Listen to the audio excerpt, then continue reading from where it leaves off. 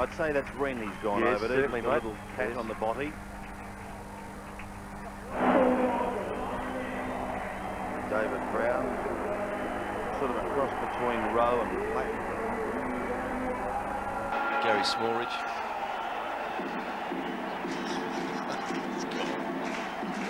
Go, here we go, Gary Rose.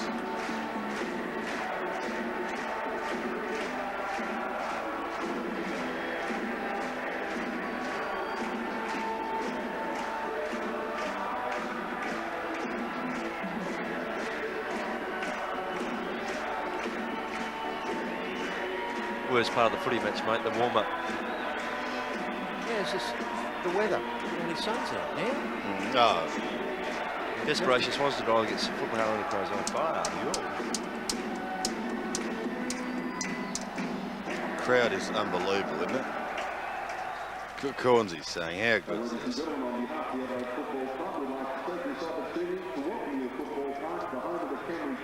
What's his name? Wren. Sean Wren played 18 games for West Adelaide. Why doesn't he spell his name W-R-E-N then? Instead of Apparently R-E-N? it Kappa's out there. mother. Kappa's in. Yeah. Now you got to work out who's out. Correct. Where's Lawson? Yes, he's there too, mate. Yeah, He's in the he's middle of too. the pack. Yeah. So all emergencies are there. Yeah, so chance that Robbie Kerr not.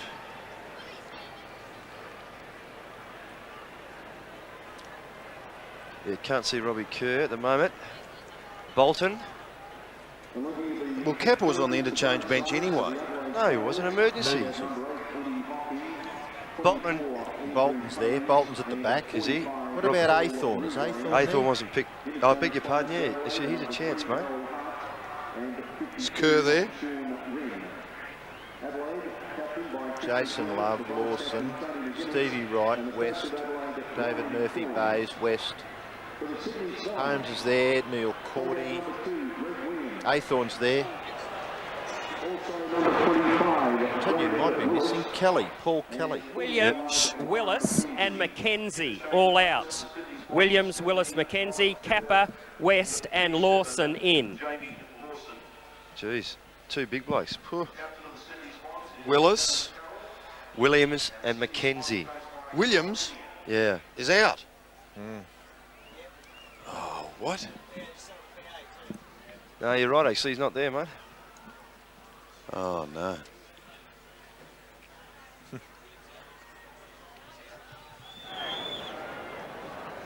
Oh, this looks like something out of the space age. You look from one of them to the other, doesn't it? CNP. P.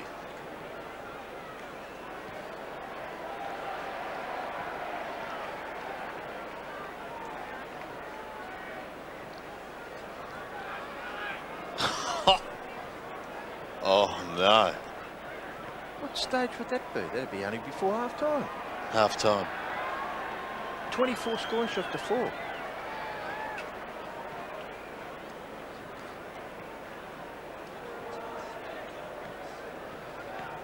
Oh, Reese.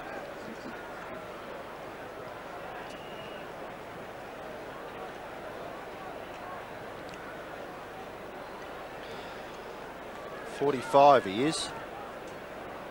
That's Tasker in picture. Yeah, Rouvray, I thought, played yesterday, mate, checking on their stats. So Mackenzie, Willis and Williams out. Gee, it's their two ruckman, mate. Phew. Tunbridge have to go on the ball.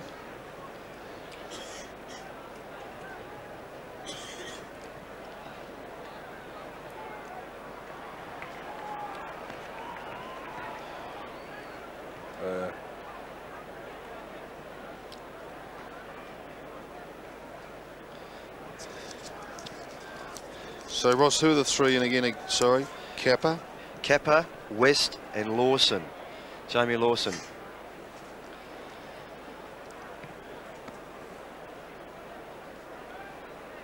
He's right in the middle, mate, next to Doolan. I know he's broken away from Doolan. There he is, mate. 37. Yeah. What number? 37. 37.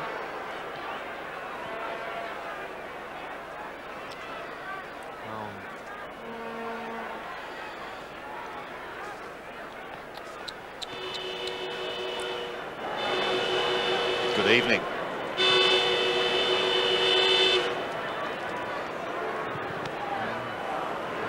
I've got a feeling Jarman might have a field day today.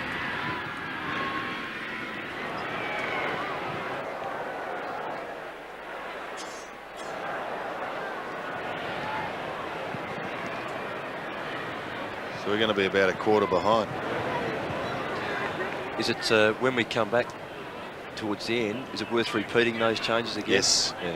definitely. Yep.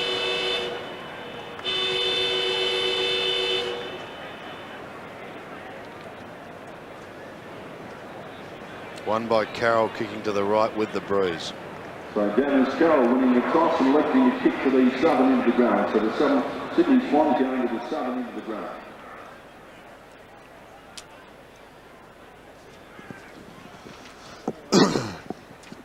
Tesker, 49. Micken, Maynard.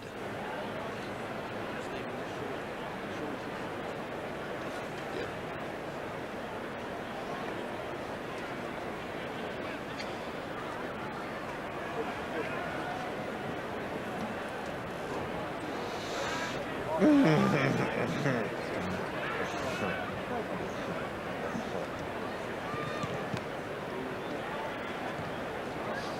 On the bench, Hart and the big fella Wren. Today's game between the Adelaide Crows and the Sydney Swans, proudly sponsored by CMI Toyota. Hart and Wren, as opposed to Liptek and Lindner. For the Swans, Kerr and Lawson. They'll put Micken at some stage at centre Yep. half. Kerr, yep.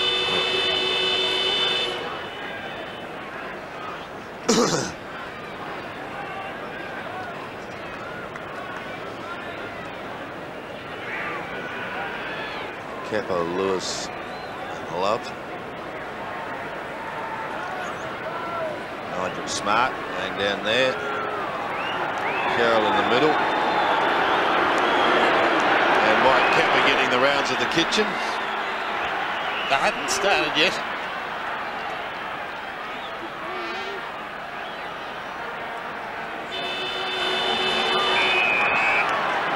Almost a full house here at Football Park in South Australia, and wonderful to see the support given by the South Australians for the Adelaide Crows. A big game for them up against Sydney. It's Dennis Carroll who won the toss and kicks to the right of screen, or the southern end. He got the first kick down towards Jason Love. Love looks for Kappa, a late inclusion in the team.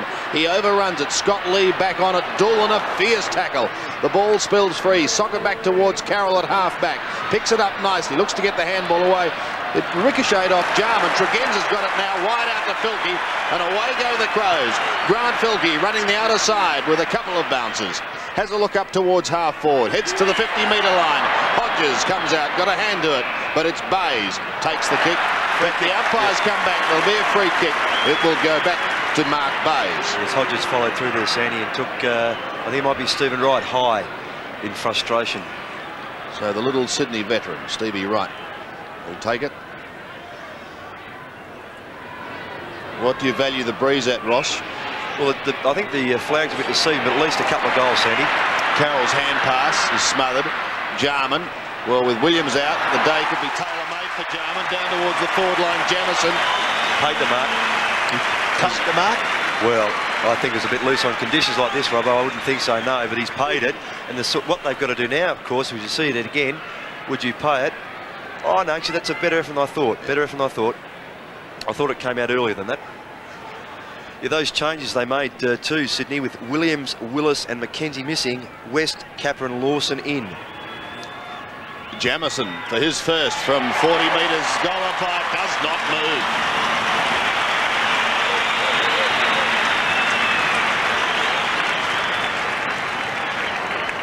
And Rod Jamison, I think he's a very fine player. 20-year-old, he certainly gives them some bite up that forward line and complements Scott Hodges very well. He's mobile, has a good grab and a good leap. And that was a fine mark and good judge there by the umpire. So the bounce back in the centre, Mark Micken up against Tunbridge. The bounce favours Micken. Up over the top went Kelly. The ball comes back towards Lee for the Adelaide Crows to half forward. Wright, maybe tagging Andrew Jarman, Stevie Wright. Gets the handball away. They're insisting there on the handballing. Dennis Carroll's kick across his shoulder. Up to half forward, nearly the mark there to Tasker. Getting in there is Micken. McDermott underneath the pack where he normally is. West, Murphy. McDermott the tackler. Out it comes from Mitchell. Love punches it on. Bounces awkward for Filkey. Love, you'll never get through there, son. He did, he kicked it, but he's going to be penalised, I think. It's all clear, it's a goal. A Swans goal, kicked by Jason Love. And the Adelaide fans not too happy. Ross, was that a free kick against Jason Love? Well, in fact, he did charge first. Sees it on replay, takes the footy, backs himself, tries to break through, but he got the ball quickly to boot. I mean, it was in the motion of the ball falling out of his hands. It was a savage decision if he had it taken against him. And I think a good result. He's a very clever player, is Jason Love. 32nd goal for the season for Jason Love. Tell you what, he kicked 2 unbelievable goals last Sunday against Hawthorn. So a goal apiece as we go back in the centre once again. Tunbridge has got to stand his ground. Micken over the top. Mitchell a hurried kick down looking towards Lewis. It passes him. Love got a hand to it. So too did Higgins, but that was all. Brown in solidly for the Crows. Big test for them. They won away last week against Carlton. But now they can't afford to rest if they have any hope of getting into the finals. Filkey goes wide to Tregenza. Tregenza's got a chance to run. Maynard will do the shepherding. 2 bounces from 70 metres. He goes short. The pass is on. And Jamison is going to have a shot for his second. They set their forward up well, Sandy. They've got Hodges coming down more toward the half-forward line. And well set up there by the Crows. And Jamison just finally to reach the play very well. I mentioned he's up on the full forward line and Bartlett Hodges playing more down the ground, giving Jamison room to run into. So again, his distance from goal is around the 40-metre mark from where he's kicking. And he's taken that one away to the right, badly. Out of bounds on the full. It was very much a similar position to the goal he kicked against Fitzroy that won the game out here in controversial circumstances. Carroll towards centre wing. Paul Kelly had it, then lost it to Filkey. Grant Filkey has been busy early. His kick is high. And a good effort to take the mark by Alan Bartlett. He was surrounded by Sydney players. Bartlett did well. Goes to the 50-metre line. Jamison gets the hand pass away to Brown. A little toe poke round the body, only as far as Cordy. Cordy's hand pass over the top to Stevie Wright. Wright at half back, kicks it to half forward. A little too high there for West. Enables Maynard to punch it away from the Swans forward over the boundary line. So a throw in right half forward for the Swans. Jim West will be looking forward to playing a good game, a former Glenelg player. And just a bit of a look there at the huge crowd at Football Park. And we've got great conditions. Maynard handballs it back. Lee, left foot kick, not bad. Wright blocks it. Can't control it. Boundary throw in just forward of centre wing in the Crows attacking half. There's Stevie Wright. Over 200 games with the red and white, the Bloods, as they were formerly known. Now the Swans, of course. Mitchell tries to shrug the tackle. Kelly. The kick by Kelly is close. No, it's over on the full. Free kick to be taken back there by Maynard. Your selection, gentlemen, today, all unanimous in Adelaide? I'd have to go Adelaide, yes, Sandy. Well, the only reason I'd go for them, Sandy, is because Greg Williams is not playing. Yep. I mean, what a terrible blow it is for them. Certainly is. Micken to the half-forward line he goes, but hammered over the line defensively by Bernard Toohey in opposition to Scott Hodges. There's no doubt a lot of people would have been looking forward to the duel between Greg Williams and Jarman. Of course, Williams played on Jarman's brother at Hawthorn the previous week. From the Crows, from Sydney's interchange bench, back to the action once again. Kelly leaves it for Toohey, only as far as Jarman. On to Tasker. Inside 50. Hodges in the right spot. Well, he's been surrounded in controversy over the past couple of weeks. He was out with the flu. Then, as we look at it in replay, we learned of the disenchantment he had with the club. Roscoe, what would you have done in those circumstances? Well, harshly, in my situation, I wouldn't have played him because I don't think he can do that. And but the selectors are obviously under pressure. Well, his fans haven't deserted him. That's a goal.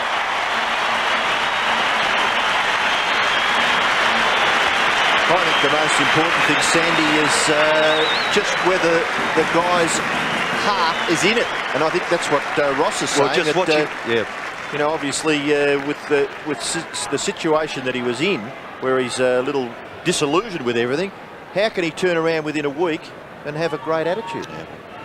It's very harsh on the other players. You can't set a standard for yourself. 2-1 Adelaide lead. Chance there for Doolan, but tapped over the top. The ball goes wide to Tregenza. Tregenza, who loves to run with the footy, this time elects to kick the full forward. Good mark, Neil Cordy. Handballs away to Higgins. Higgins kicks with the right and does it very efficiently. Tunbridge at centre half back, looks to run on. Now gives the handball further wide to Carroll. Carroll now, who kicks it beautifully.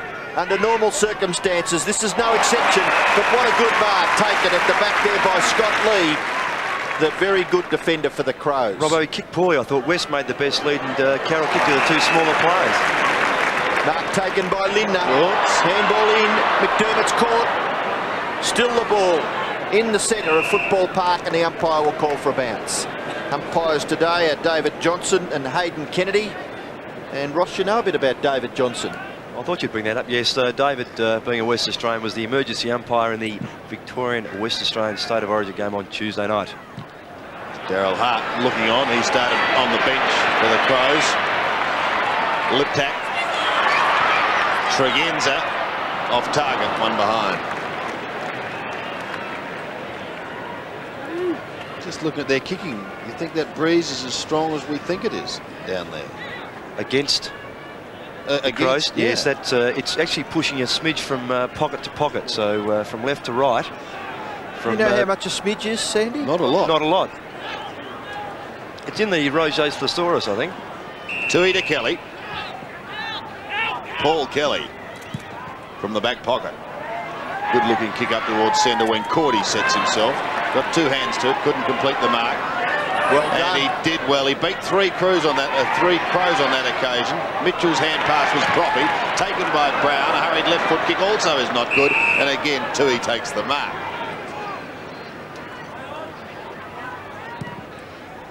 Bernard Tui back towards the wing. Mitchell a hand to it. Jim West there also, but over the line. Caught him between there, Mitchell. He knew he had to go. West was probably could have taken that mark if Mitchell hadn't got a hand to it. So a throw in still on centre wing. West caught at the back. Brown in front, off to Filton. Well, he'll stand up towards Jamison. Drop short. Well, that's funny there because it was Wright who held the ball into the body of Liptak there, and the mark was paid. Actually, he's not a bad little player, this guy. Yes. He does things a little awkwardly, but by gee, gets where the ball is. Matthew Liptak. Good looking kick up to the square. Having the height is Tunbridge, and the big one lopes away. Gets the hand pass across to right. Another one off to Tui. Sydney out of trouble down towards Mitchell.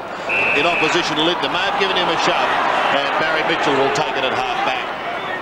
Mitchell is a prolific possession gatherer for the Swans. This kick is a little high, but Tui's got a bit of time. Handball is ordinary to Kelly. Jarman, little too severe there to Brown. Goes back. Micken. Not a bad kick by Micken. Half forward. Oh, nearly a big grab there. Hodges. Now McGuinness. Lindner. Short pass. Too severe once again. At the back. Holmes. Kick comes back towards Mitchell. Bounces awkward for Mitchell and McGuinness, and it goes over for a boundary throw-in. Bowled the lot from Yes, it Lindner did. to the boundary line. Actually, Lindner was trying to do the team thing, but he might have been better going for the long bomb to the empty square. Two of the very good rovers in the competition, Barry Mitchell and Tony McGuinness in the picture there just a second or so ago. Kelly, Mitchell, Lindner tries to tap it to the advantage of McDermott. Jarman, good hands. Brown, kick. Good mark, good play by the Crows. The ball with Liptak. Yes, the two rovers there, Brown and Liptak. Good vision there by Brown. Just see this quickly again, left foot, not his preferred foot, and Liptak just free enough to take that mark uncontested. Matthew Liptak from 35 metres out, kicks, and kicks nicely. But not nice enough for that goal umpire down there. He's kicked to behind. Fans thought it was a deceived by the correct score. crowd. Well, I was deceived by that goal umpire. I wish he'd stand in the right place. But anyway, never mind. Bernard Tui to bring the ball back into play. Just over 14 minutes remaining in this first term. Cordy sneaks away, goes through the centre, up towards half forward, wants Jim West in front. Mitchell tries to get it clear to Love. Nowhere to go. Stolen by Lidner. Well done once again. Tregenza goes up to McDermott, and they've got the run. Here goes Jarman on the outer side. After one bounce, he puts them inside 50. At the back, the mark is taken by Peter McIntyre. Sandy, just looking there, Scott Hodges was on the half-forward flank all by himself. Too far away for the Adelaide players to get the ball to him, but Sydney Swans in disarray there in the back line, not picking up their man at all. And there we see a fine mark there by McIntyre.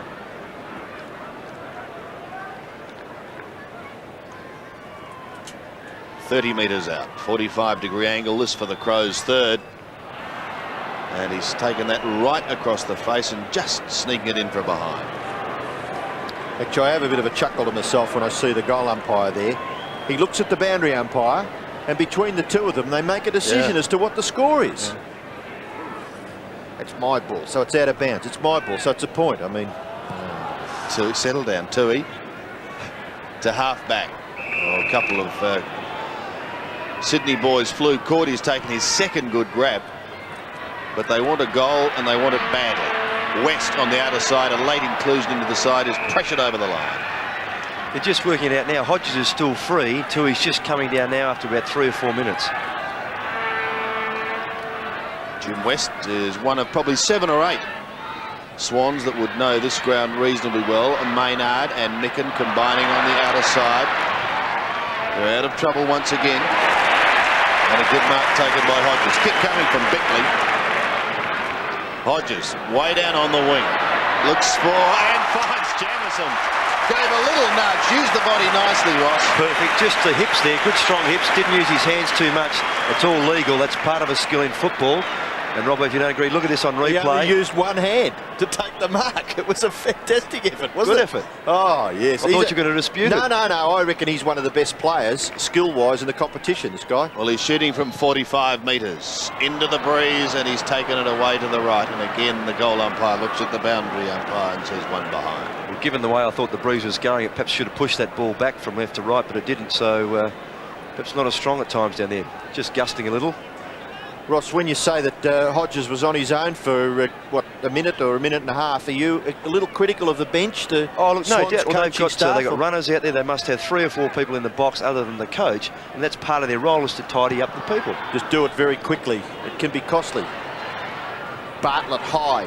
Doolan at the bottom. Micken does the tackling. Hodges, good work. Good team stuff. Off to Tregenza. The kick towards half forward, but it's been marked by Neil Cordy, one of the very reliable Swans players, but he may get himself into a little bit of strife. No, he gets the ball away to Holmes. Holmes kick towards half forward at the back. Tasker picked off there by Mitchell. Mitchell's kick towards full forward. Kappa gets rid of his opponent. Left foot shot is a shocker.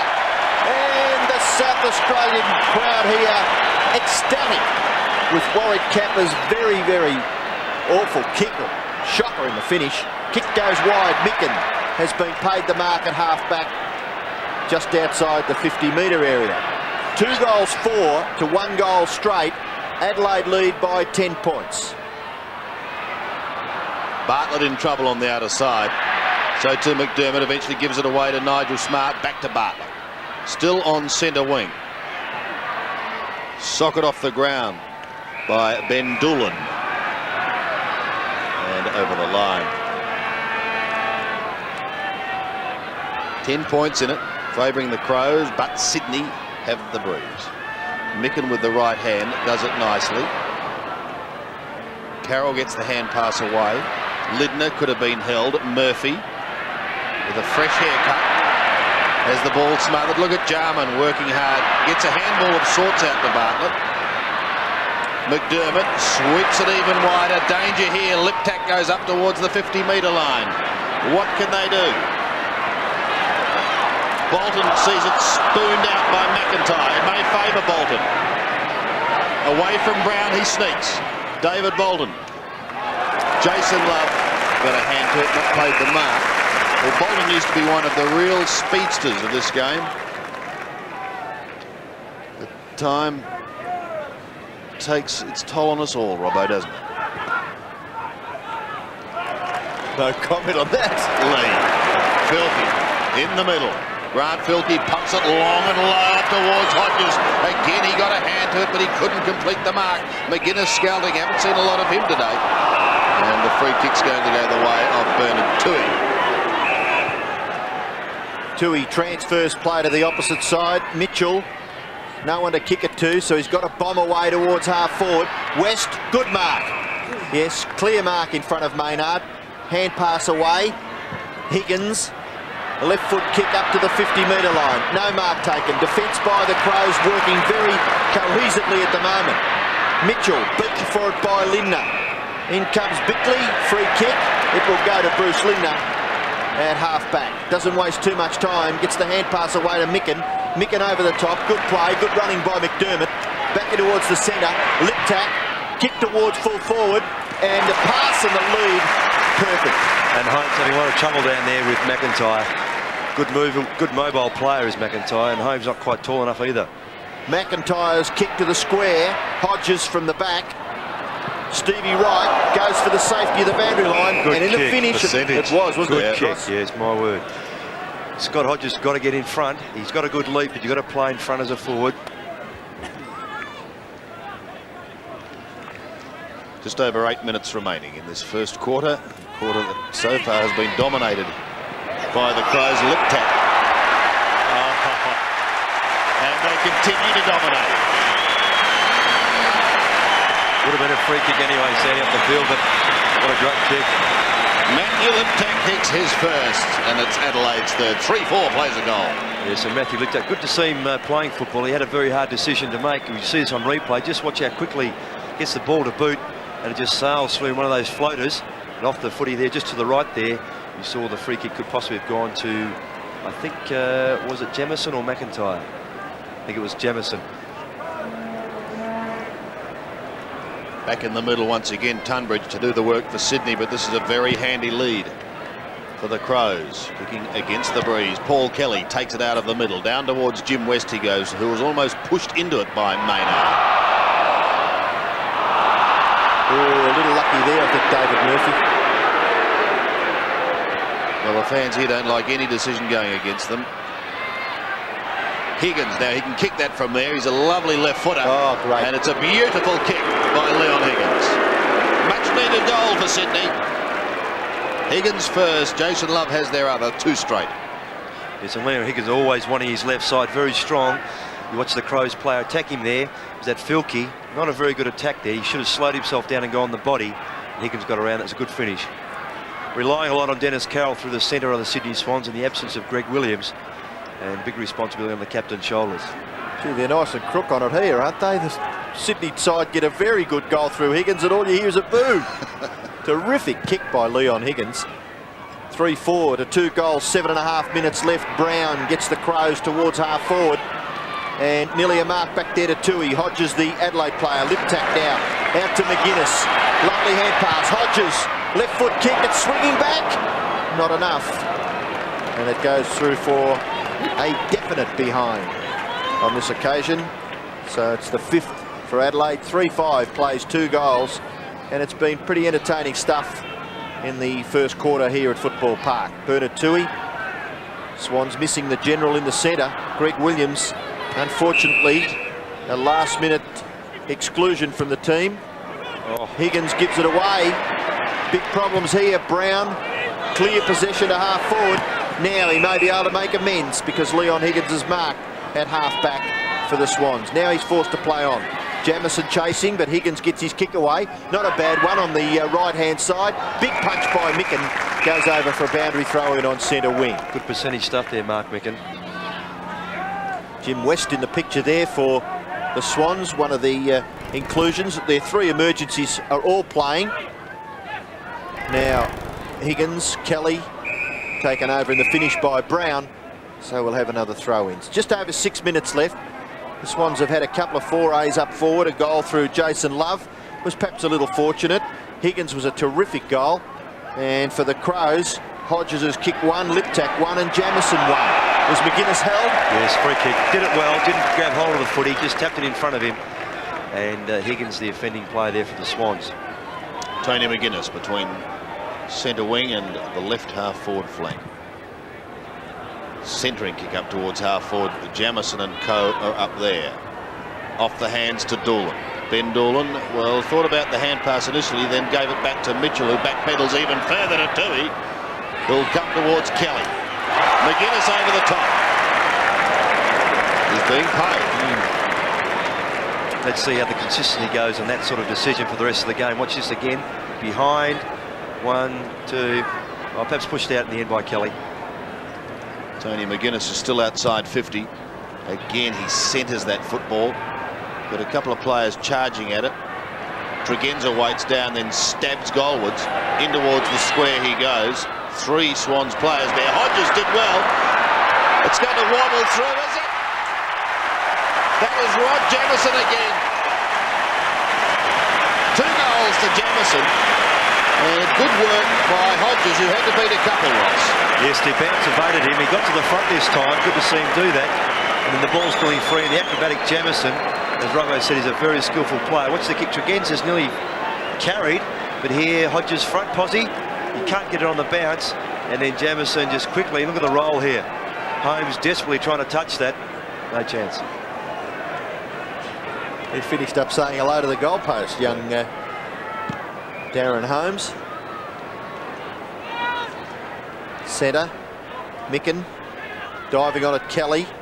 Bartlett, the opposite number 14, doing the tackling.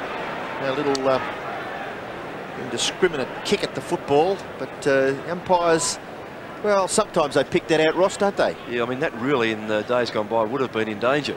In fact, the player who had his hands on the ball is his teammate, Barry Mitchell's teammate. Up over the top, Tunbridge gets the tap out. Tasker, and the finishes with Lindner. Lindner's kick to half forward. Here's Liptak, causing a few problems across half forward. Sweeping hand pass, Hodges. What can Scott Hodges do? Free kick. Free kick, Robbo. Get another one, will he? Yep. Doolan came in late. The ball had gone off Hodges' boot, and Doolan could have stopped that. Tui and Doolan remonstrating there. The umpires, never seen them change their mind. Well, that's very, very true. That, once the decision is given. There's good play there by young Liptak again. Just avoided a couple of players and then got the handball over. He's a big improver. Yes. Good visual acuity, Robbo. I'll stick with Scott Hodges at the moment. Thanks, Ross. The kick by Hodges is a behind. So he's kicked 1-1. We'll go into that at half-time, I think, when we've got a bit of time to spare. Doolan wants to go on with it. And Doolan, well, silly. I mean, it's all over and done with, right. isn't it? Hodges having the last laugh. Tui to kick it back into play. No, it's coming down the field, Robbo. Yep, take it from the square. So Higgins has the football now on the defensive side of the square, and he runs on out to that outer side and kicks the ball 60 metres up towards half forward. Tasker and Lee. Lee's kick to the centre wing position, a little too high for McDermott. Higgins again, steadies. Sweeping hand pass, Mitchell gathers, handball away, Carroll. Carroll's kick to full forward. Capper, little push. Maynard. Capper in front, handball back. Kelly goes after it again, falls over, handball out. Lewis, Dennis Carroll. Left foot shot by Dennis Carroll into the right forward pocket where the mark is taken by Andrew Jarman. Comes over the top to Tasker. And the Crows out of trouble again, down towards centre wing. A not so subtle nudge by Alan Bartlett has gone unnoticed. Carroll quickly boot the ball. Maynard trapped it nicely. Back to McGuinness. Over the top he goes. Bartlett again. Now McGuinness. Up towards half forward. The only one who retains his footing is Stevie Wright. He sees it over the line. Sorry, Sandy, but Tui went on with it with Liptak. They landed on top of each other. Tui buried Liptak's head in the dirt, and the umpire saw that. Free kick being paid accordingly. So Matthew Liptak forward of centre wing. Heads up towards full forward. Jamieson waits at the back. Big Tunbridge may have to do the roving work. He tries to slap it free to his skipper. Carroll over the football. He's going to get a free kick for a push. Yeah, definitely in the back there. Bartlett just fell straight in the back of Dennis Carroll. Just over 2 minutes remaining. Tui and Hodges having a nice little contest so far in this first quarter. We'll call it that. Carroll. Well, he's kicked to McGuinness.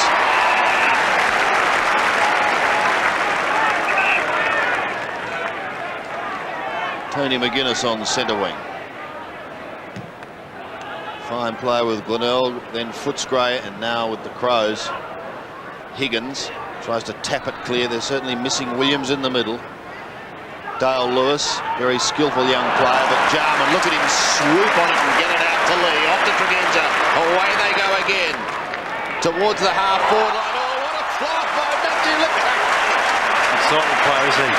But Jarman's ability to slide onto the football like that and have clean possession, not fumble once, then get it off again whilst he's on the ground, set that up beautifully. And they'll always have the runners out wide, like Tregenza and co, to deliver up forward. Liptak going for his second. Kicking from 48 metres. Drop punt looks pretty good. Just drifting away. And one behind. No! Now, how could you work that out? Well, I was putting my head down to mark down it behind. I've done it. And the Swans plays, Dennis Carroll's clearing that. It's unbelievable. It's gone to this side of the post. Well, I wonder if we could have another look at it. Well, it doesn't matter. It stands. The score stands as a goal, but that is quite extraordinary. Yes. I mean, you definitely go on crowd reaction down that end of the ground as well, Roscoe. That's right. And they, like us, felt it was a behind. Yeah, it's a bit like Peter Foster's at the Western Oval. Yeah. Off we go. 5-6 to 2 goals with under a minute left. Kelly. Lewis gets the Swans up towards half forward. No mark taken. They look a little undersized. Capper unselfishly. Murphy. Mitchell. Mitchell's kick slews off the side and lands in the arms of Lee. Lee's hand pass goes to Tasker. Tasker's left foot kick is pretty good. Covers 45 metres. And Bays punches it away from Bartlett over the boundary line. So we'll have a throw in just forward of centre wing. And it's an interesting decision after you picked up earlier in the quarter how that umpire looked, obviously, at the boundary umpire for some assistance. Got no clue whatsoever.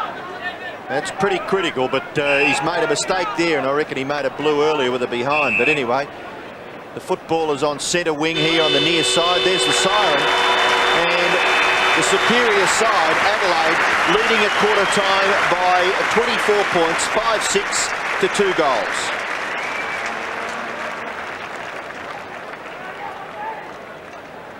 And ladies and gentlemen, in the interest of the public and the Westlake residents, we wish to advise that if you are parked illegally, traffic officers of the Woodville Council will be issuing continual notices for parking offences on He's an laughing. basis. Look, this bloke, he's just laughed and he laughed. He kicked the goal and Tregenza went into him. Would urge patrons to use this facility. Ah, golly.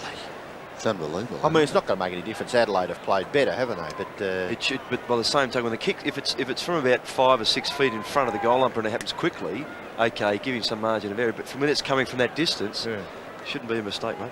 Yeah.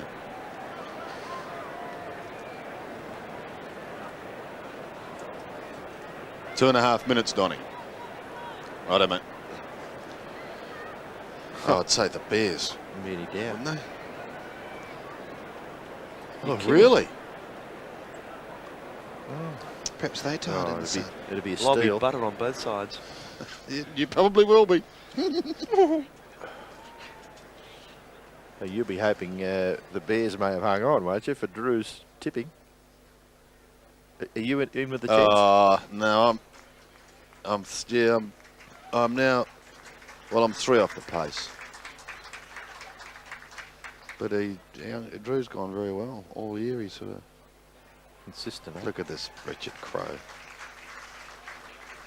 Yep. Yep.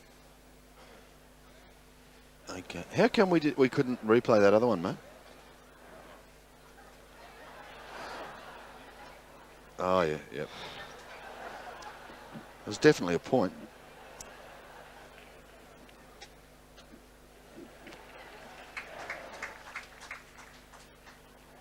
What are they clapping? Yep. Oh, the Crow. Yeah. The comedy section.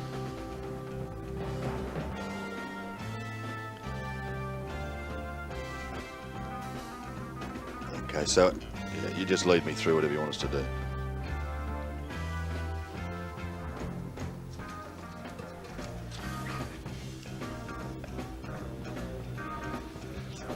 What do I call? I've got to eat my teeth. All right, mate. Cruise, I call them. What's it? 3 Cruise. That's okay. The Camry Cruise.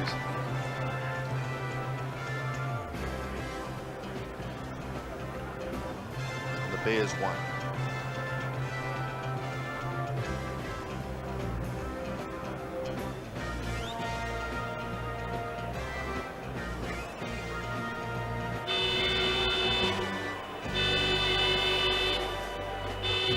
Right, you just let me know, mate.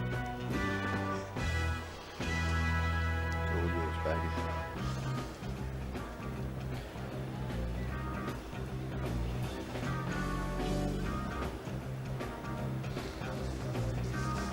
And a very good afternoon, everyone, from Football Park here in Adelaide. The ground is jam-packed. Another magnificent crowd here in ideal conditions for football. And at quarter time, Adelaide kicking in to the breeze. Kicking into the breeze, booted 5-6-36. Sydney going with the wind, booted 2. Those 2 goals coming from Jason Love and Leon Higgins. And an interesting first quarter, because one of the main talking points was a goal by Matthew Liptak that 99.99 believe was not a goal, but it may not make much difference in the long run, Ross. No, if we look here on the highlights, it's interesting. This is Liptak's first one, just floating up there and just rolling through. Good goal, that. The Swans, certainly the Swans are having trouble manning up through the centre, and the half-forward setup of the Crows is very good. Hodges, Jamison, McIntyre just proving too mobile for the Swans backs at the moment, and Jamison particularly taking the heat off Hodges. Hodges playing more down the ground, even though you've seen there Jamison on screen here. Holmes can't quite get there. 2 good rolling goals there by the Crows. That player on screen there, the skipper McDermott, very busy through the midfield. And here Jarman, what great hands and great ability there. Tregenza's been out there on his own. They've just got to pick him up. And here Liptak, great mark. And this is the kick that is disputed. Kicking from 48 metres. Drop punt looks pretty good. Just drifting away. And 1 behind. No! Oh, here we are. And match stats. Adelaide certainly having the better of it there in kicks and marks. They're doing nicely. Some of the Swans' marking power has been lost, and certainly all over the ground they're not doing that well. And I think we should mention, Ross, very importantly for Sydney fans, that Williams, Willis and Mackenzie did not take their place in the team, so they've had to do a complete reshuffle, bringing in Kappa, West and Lawson.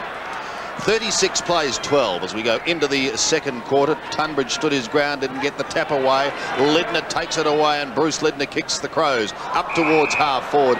Coming across to take the mark, however, for Sydney is Athorn, bouncing his way across half back.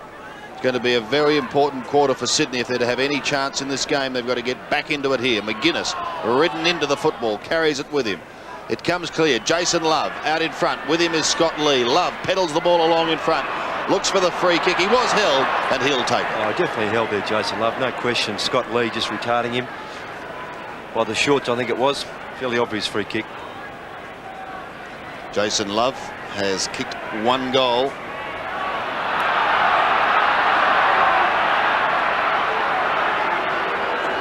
He's got to have a ping now. Going to be kicking on a very tight angle from just inside 40 metres.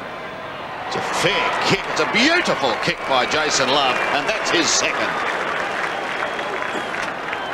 So 33 goals for the season to Jason Love, and that's just the start Sydney wanted, Ross. Yes, he set himself up there. There's no doubt they wanted that.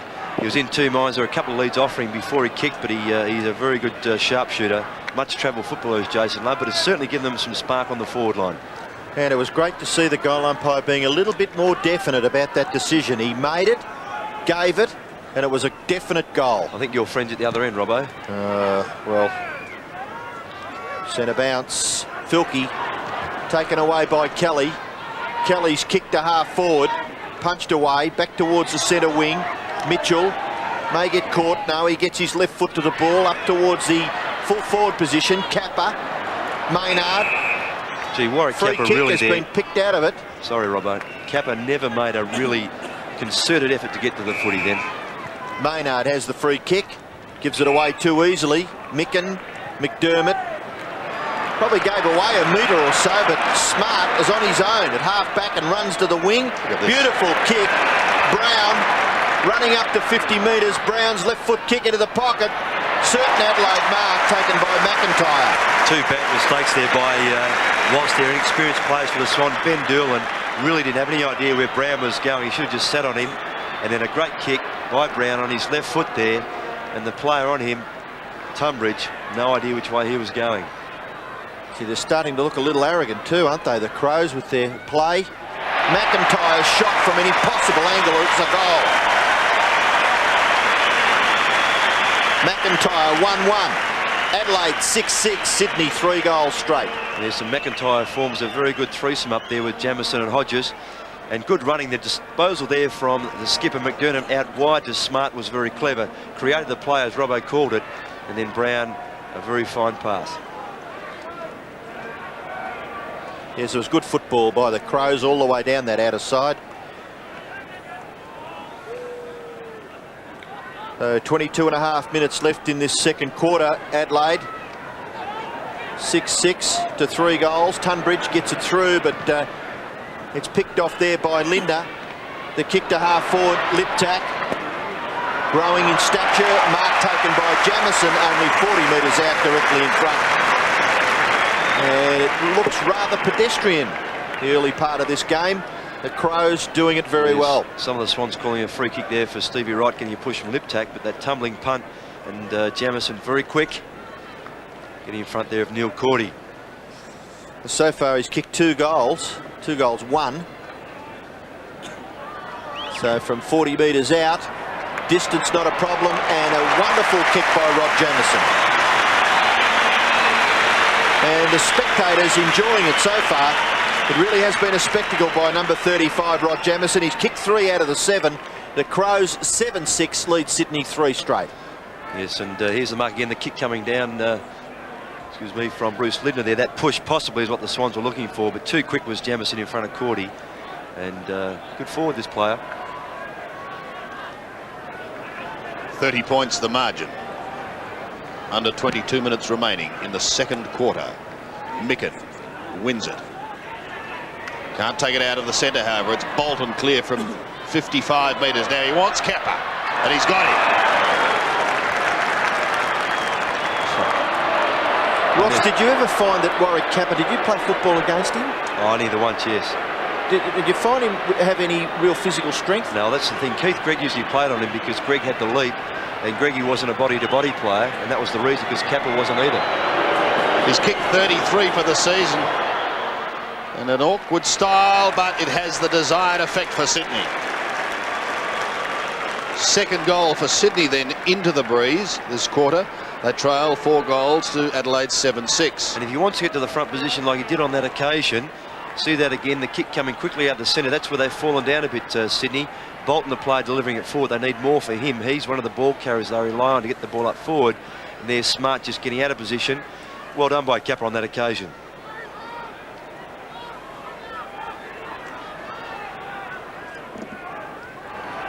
.48 plays 24 after that goal from Warwick Kappa.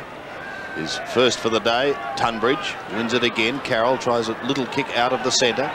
Murphy wants someone going past. Gives it back to Aythorne, still in the middle. This time he gets a longer, more penetrating kick. Oh, Jim West caught behind. That's a fine effort. Well, one of he's paying the mark or the freak. No, he's paying the mark there. The umpire thought he controlled it enough. I doubt that. Yes, I concur. I don't think he controlled it.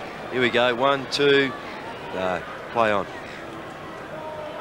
So West from 50 metres. Swans want all they can get. He drifts it off to the right. Kappa caught well behind on that occasion.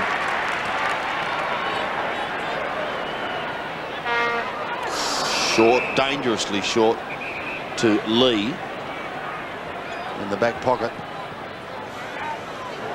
Goes longer. He wants Maynard, but Tunbridge comes over the top. Far too much height. Off to Carroll. Short little chip in towards Love, who takes them up. Good effort by Dennis Carroll. Plays on back to Carroll again. Lindner shepherded out of it. Carroll pulls it back and has gold for Sydney. So So those 2 goals bringing Sydney back into the game just a little, Ross. Yes, no doubt. And Jason Love proving a bit of a handful up there. And Carroll, having delivered it to Love in the first place, followed on. And the skipper really trying his heart out in the absence of the generator in the middle there, Greg Williams. Here you see Carroll go past and kicked it around his body. Good effort by the skipper. Dennis Carroll kicking his first goal for the afternoon. There he is in the picture. Umpire about to recommence play. 7-6 to 5 goals straight, so the Swans' accuracy keeping them in the game. They trail by 18 points. Chance to get clear again. Tasker, a youngster, doing well on a fellow youngster in Dale Lewis. Here's Liptak. Gets the Crows up towards half forward. The awkward bounce, no, it bounces predictably out towards the boundary line, taken over by Tui. Hodges the tackler. Umpire says all clear, please throw it in. About 65 to 70 metres around from the Crows' goal. Bernard Tui, a bit of a wry smile on his face. Great competitor, Bernard Tui, in the Swans lineup, whether he's playing in defence or thrown up on the forward line. Tregenza. Liptak. Oh, McDermott spilt it. Had something done with it before he really had received it. And Chris McDermott there, he shows you that he's a little frustrated with those efforts, but doesn't make too many mistakes. Played a terrific game last week over in Melbourne against the Blues. And we've got a bounce right half forward for the Crows. Ruckman, Micken, beaten for it by Tunbridge. Back goes Bolton. Now Bays, hard up against the boundary line. And what's happened? Free kick to Adelaide, is it? Yes. And Tregenza knocked down, maybe by Bolton? Yes, taken high. In fact, I thought Bays was out of bounds. It's had a quiet start, Bays. Oh, yes. Could be feeling the effects of having played that state game on the end of last Sunday's game as well. Tregenza's kick to full forward, punched away by the Swans' defence close to the boundary line, and it goes over. Robert, just looking at the stats of Chris McDermott from last week in that heavy going, 17 kicks and 19 handballs. Fine effort in that standard of game. He and Andrew Jarman and Rodney Maynard, but the 3 of them played wonderful games for their team. Chance for Kelly, kick smothered, still in the Swans' forward pocket. Tregenza, it goes over for a boundary throw-in.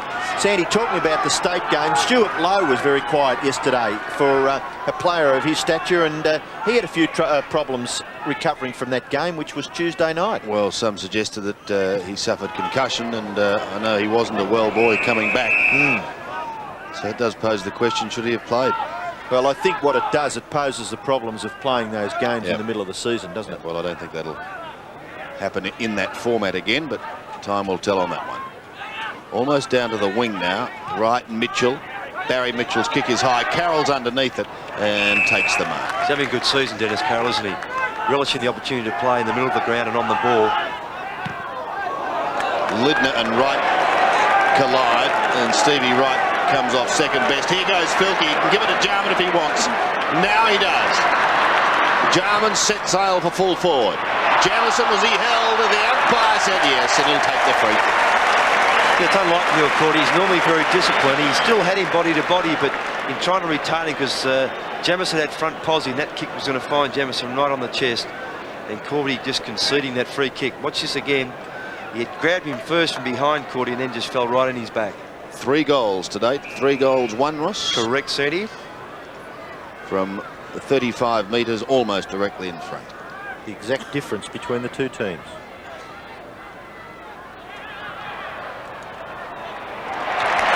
He's kicked it.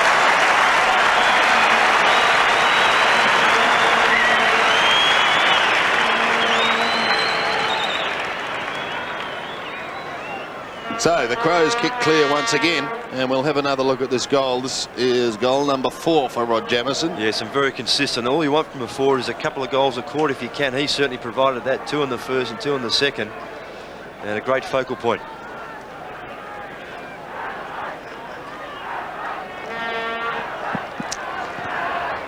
Eight 6 to 5 straight. 16.5 minutes left in the second term. Favours Micken. Dennis Carroll can't get away from Andrew Jarman, so the umpire will call for a bounce about 3 metres forward of the centre circle in the Swans forward half. Big Tunbridge there doing the ruck work. Gee, he's got a tall order now that Willis is not in the team. Stevie Wright caught, kicked off the ground by Aythorne. Love Went to hand pass, kicked towards the forward pocket, punched away from Kappa by Smart, picked up by Lindner. Lindner's kick to the wing. Liptak, awkward bounce. Bolton runs away from Liptak, gets onto the left foot, no. Hand pass. Mitchell, get run down? Yes, he does. Good harassing and frustration work there by the Crows. The kick by Tregenza has been marked by Tunbridge, just backward of centre wing.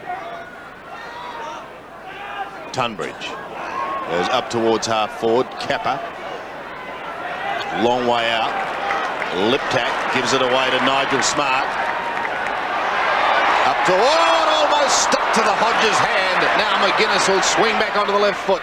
No, he gives it away to his teammate in McIntyre. McIntyre from 47 metres is wide. Jamieson looks and poses the question, perhaps you could have got it over to me for number 5. Yes, that was definitely the question being asked.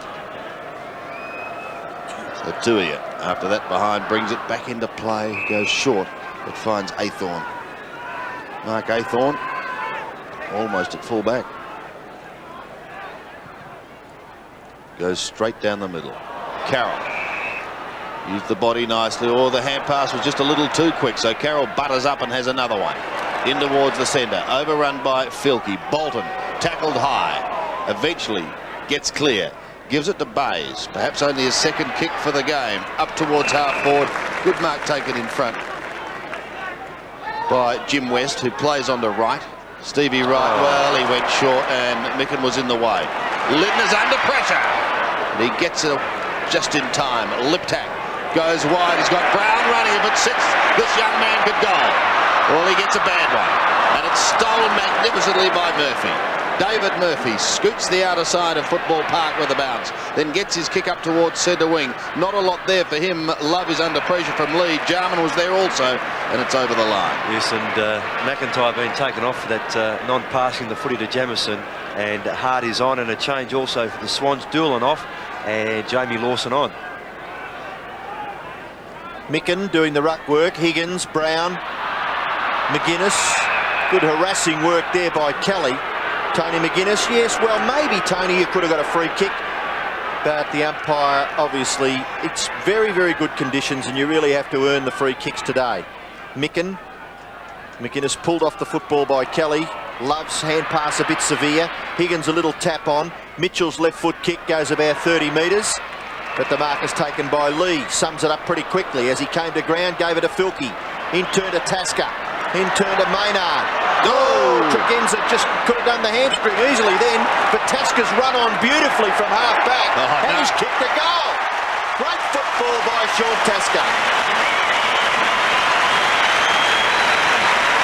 Magnificent, wasn't that, Ross? Running half-backs to rebound the footy like that, it was fantastic, and just their preparedness to run off half-back, even though the ball was spilled here. You watch Maynard there, too low, Tregenza missed it, Maynard backing up, and here comes Tasker. And he backed himself and just punched that straight through. Great footy. Actually, it was a fantastic kick in the finish too, from just outside 50 metres. Tremendous goal to Sean Tasker. Adelaide's 9th, 9-7, plays 5 straight. Tunbridge swats with the right hand, looking for Carroll. McDermott was at the bottom. He gives it to Filkey and he pumps it towards Jamieson again. The bounce eludes him. It comes down to the pocket. Hodges is caught. He did get the handball away. He was held and he'll take the free kick, much to the delight of this 50,000 strong crowd. Yeah, some might say it was a little selfish. He could have got the handball further in field, but he's got the free kick. He backed himself. Do you get the impression he's playing with a bit more confidence? Oh, the first time we went for the footy, Robbo, in the first quarter, he showed he wanted to get into it. It's kicked to behind. 153 goals in his Magarey medal year. Has 28 so far this season. Bernard Tui. This time goes longer, bringing it back. He's put pressure on Cordy. Lindner came over the top and then follows through, picks it up, pumps it in towards goal. Tui is there on the very last line of defence. This time he does go short. Aythorne is there.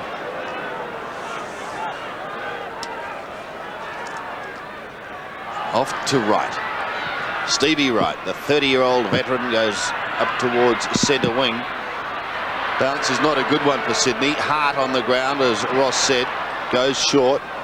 Jamison's kick partly smothered. Back towards right again. On the outer side is Dennis Carroll. And the skipper, time to have a look up forward. What can he find? What can he do to get this side going again? Micken gives it to Filkey, and he virtually, well, he threw it. He passed it as a throw. Wally Lewis would have been proud of it. That's what you're trying to say, right, is it? Yes. And here's a player on screen, Mark Bays. They need a big lift from here, from this fellow, should I say. Too far out to score, but he puts them deep into attack. Kappa out on the lead. Can't take the mark. Mitchell is there also, tries to weave out of trouble to Bolton. Oh, David finally forced onto the left foot, kicks into the pocket. Jason Love was there, but it's hammered away from him. Lewis has had a very quiet start. Mitchell lost the football. Love's hand pass comes back to him. Lux a fortune, ricocheting off Tregenza. Bays, inside 50, almost. Pulls it round cleverly, a centering kick. Numbers telling on that occasion. Micken again, gives it to Maynard. They're out of trouble. Oh no, straight to Bolton. He's gone though. McDermott's got him. And persistence will pay off. And the Adelaide Crows are out of trouble, mainly because of a couple of, well, simple mistakes. Would you classify them David as? Bolton should realise that his experience in that situation, there must have been players around him. He must have known that. And he doesn't look all that fit, David Bolton. No, he doesn't look match fit at all. Now the chance for Bolton again to Mitchell. Mitchell gets onto the right foot and kicks what looks to be a fairly simple goal, but he did it well. So Barry Mitchell gets his first goal, and the Swans just hanging in there. They've kicked 6 straight, but they still trail by 26 points. Adelaide 9-8. Yes, and Barry Mitchell, the E.J. Whitten medal winner from the state game on Tuesday. Just watching it on replay. I think today he's actually tried to be too elusive, trying to do the things too cleverly, but on this occasion got around well enough and finished off well.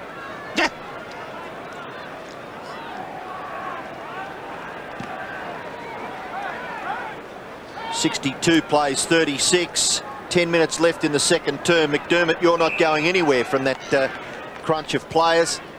And Tony McGuinness first up, Paul Kelly second up, and Chris McDermott third.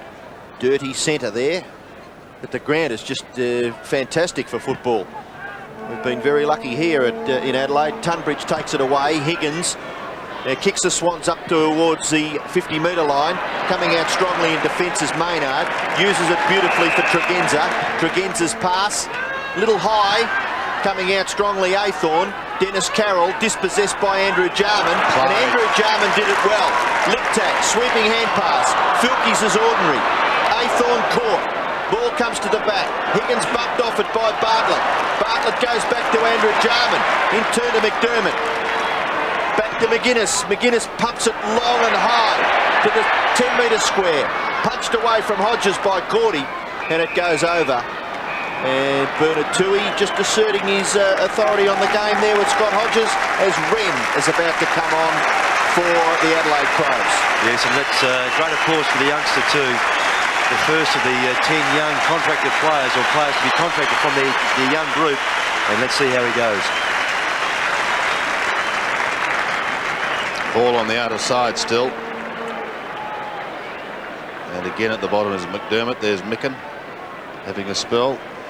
Sean Wren from Arno Bay on the Eyre Peninsula has played 18 games with West Adelaide. And jolly good luck to the young man.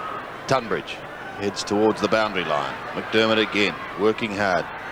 Flicks it out. Brown's under pressure. McGuinness there. Kelly flicks it on to accommodate Higgins. He's got Murphy running with him, but elects to take the kick. Probably shouldn't have. And Wren gets his first kick, and they love it. He finds Lindner. That will give the man plenty of confidence. As the Crows go deep into attack again, up towards full forward, over the back it goes. Hart is there, socket off the ground, and through for one behind. Or are we going to have a free kick? Now what's going on? There's your friend. No, it's not my mate. My mate's down the other end of the ground. Don't worry, they didn't swap over at quarter time. Ross was just trying to be a little bit... You've got him in the gun. A little bit stirring. 9-9, plays 6 straight.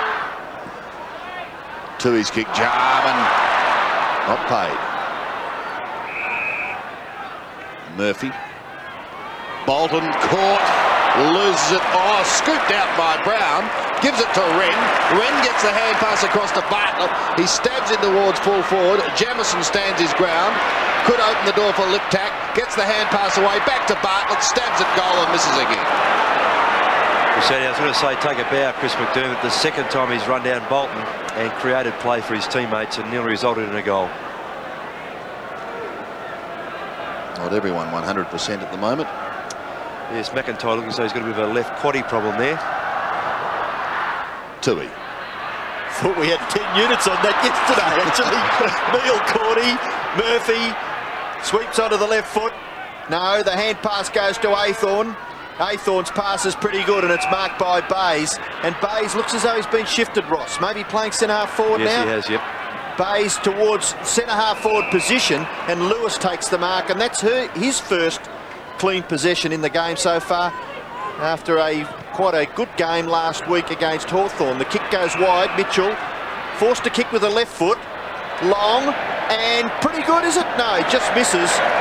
And that's, well, the goal umpire down at that left-hand end, giving a behind to Sydney. 6-1 plays 9-10. 19 effective scoring shots to 7. With under 7 minutes remaining in the second quarter. Smart was the big fly. Waiting at the back was McDermott. Now he's got his vice-captain running with him. Into Maynard. Back to McGuinness. This is wonderful football. Tony McGuinness floats it through for another one. It doesn't come any better than that.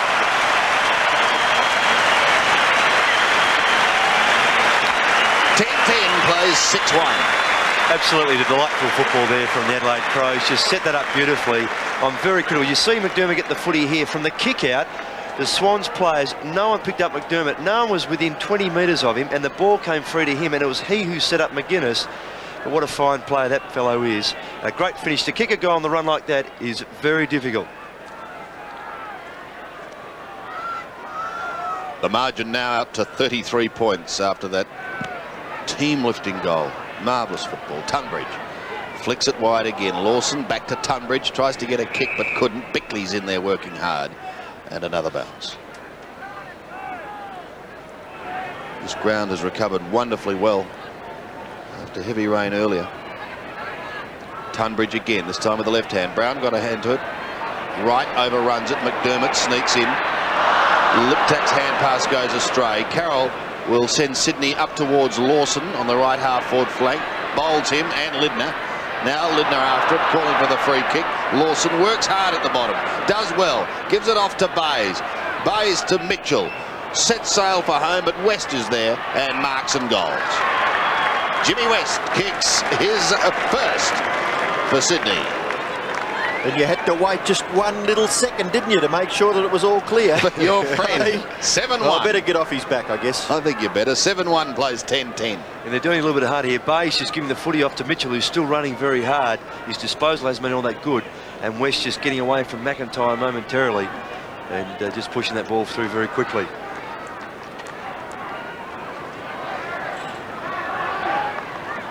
Back in the centre. 5 minutes left in the first half here at Football Park. Adelaide 10-10, Sydney 7-1. Every time the Swans struggle to get a goal, Adelaide seem to be able to come back very, very quickly. So let's see what happens here. Lindner goes wide to Lee. Lee, hand pass is good play. Liptak, Looper, Bickley, kick it towards the forward pocket. Oh, Hodges had his name and not Sheeran written on that then. Cordy. Hand passes defensively over the boundary line. And down on the boundary line, Max Stevens, you've got something for us? Yes, Ian. Peter McIntyre, ice on his thigh. It's only bruised, received a bit of a knock, and he'll be back on the ground when required. And Mark Micken, of course, having a badly needed rest to give the youngster Wren a run. And he's into the action again. Does pretty well. Bickley, lovely long hand pass. Filkey ran onto the right foot. Kicks it quickly, straight towards goal.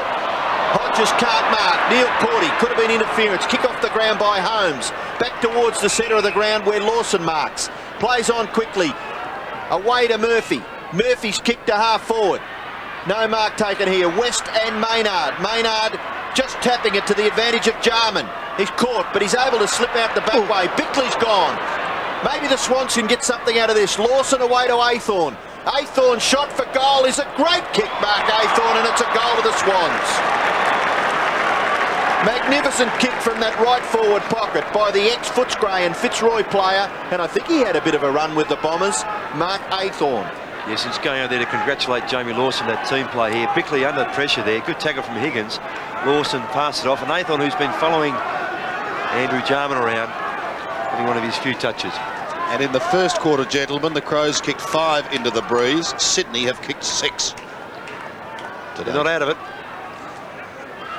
Oh no, this is a very interesting tussle. The Swans' accuracy, 8-1.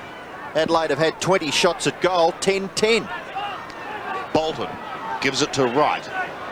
No one there, he just heads wide, and we'll have a throw in on centre wing.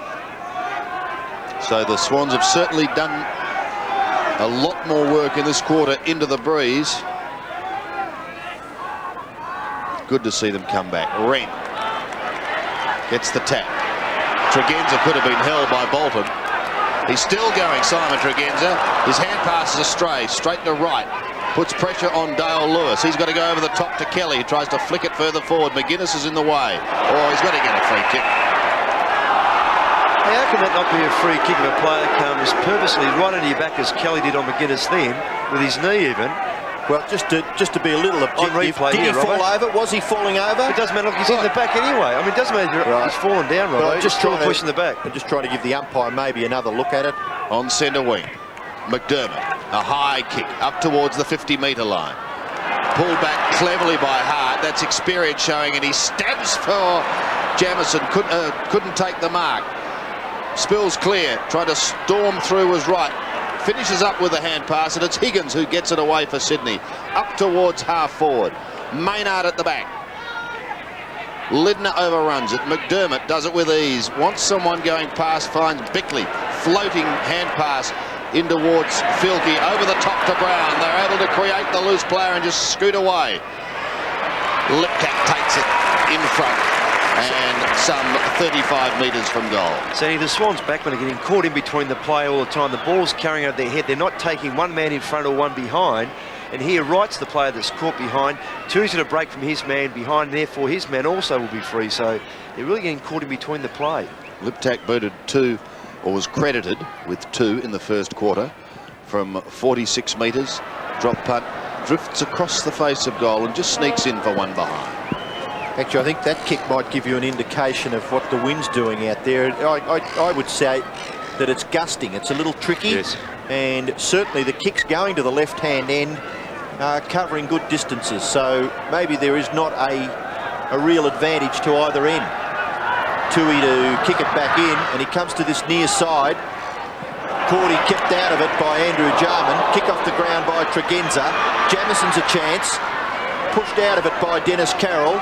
Tui, and the kick lands with Murphy. Murphy, good option. Bolton shares it away. Neil Cordy running through the half-back up towards centre wing, and the Swans take the mark through Jason Love just forward of the wing proper. Neil Cordy, Higgins, he kicks the ball a long way. This is no exception. To the goal square. West can't mark. It's hurried over the back for a rush behind to the Swans. So they carry on to 8-2. Adelaide 10-11. And I know there's only 3/4 of a minute left, but if the Swans could get a goal somehow before half-time, it would just keep that little bit more interest, but they're not going to, because the Adelaide side will get away. Lindner to Tregenza. Tregenza's kick is not bad. Liptak overruns it. Andrew Jarman gets back. So does Kelly for the Swans. Ball comes out the back. Still it's in a winnable position. Smart, Liptak. Maybe the siren may sound too early. McDermott and Tregenza. Tregenza to the goal square. Who can mark this? No one. It's punched away for a boundary throw in that right forward pocket for Adelaide. Daryl Hart in the picture. Started on the interchange bench and came on in this second term. They've got 2 big fellows on the bench, Micken and McIntyre, and Tunbridge bangs it straight back over for another boundary throw-in. So the siren about to sound, there it is, and at half-time Adelaide lead 71-50, 10-11 to 8-2, and it's been a very, very good first half here at Football Park. There's an excellent fight back by Sydney in the second quarter. In fact, they booted 6 goals 2 into the breeze. Dale Lewis just walking off now. He's one of the exciting young Sydney Swans players of the future. Tony McGuinness and Grant Filkey leave the ground. Just repeating the half-time scores. Adelaide 10-11, 71. Sydney are 8-2, 50.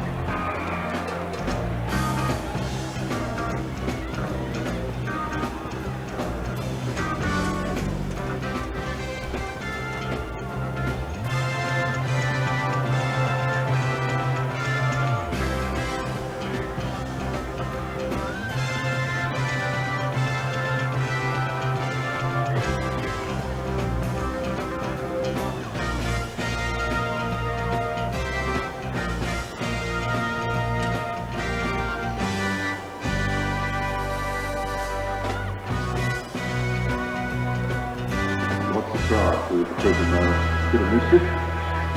Rather lovely being on the boundary.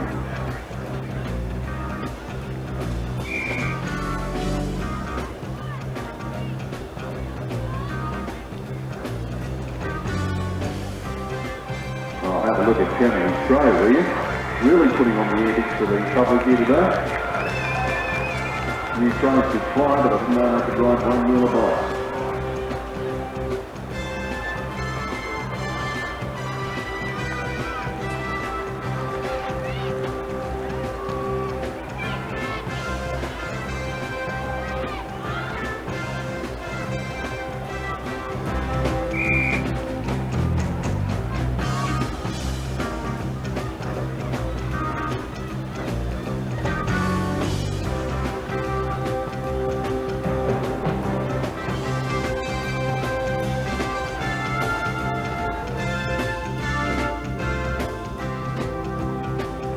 Half-time here at Football Park, and at half-time the home side Adelaide leading 10-11-71. They booted 6-5 with the breeze, but a good effort by Sydney to get back into this game. They booted 6-2 into the breeze, 8-2, 50.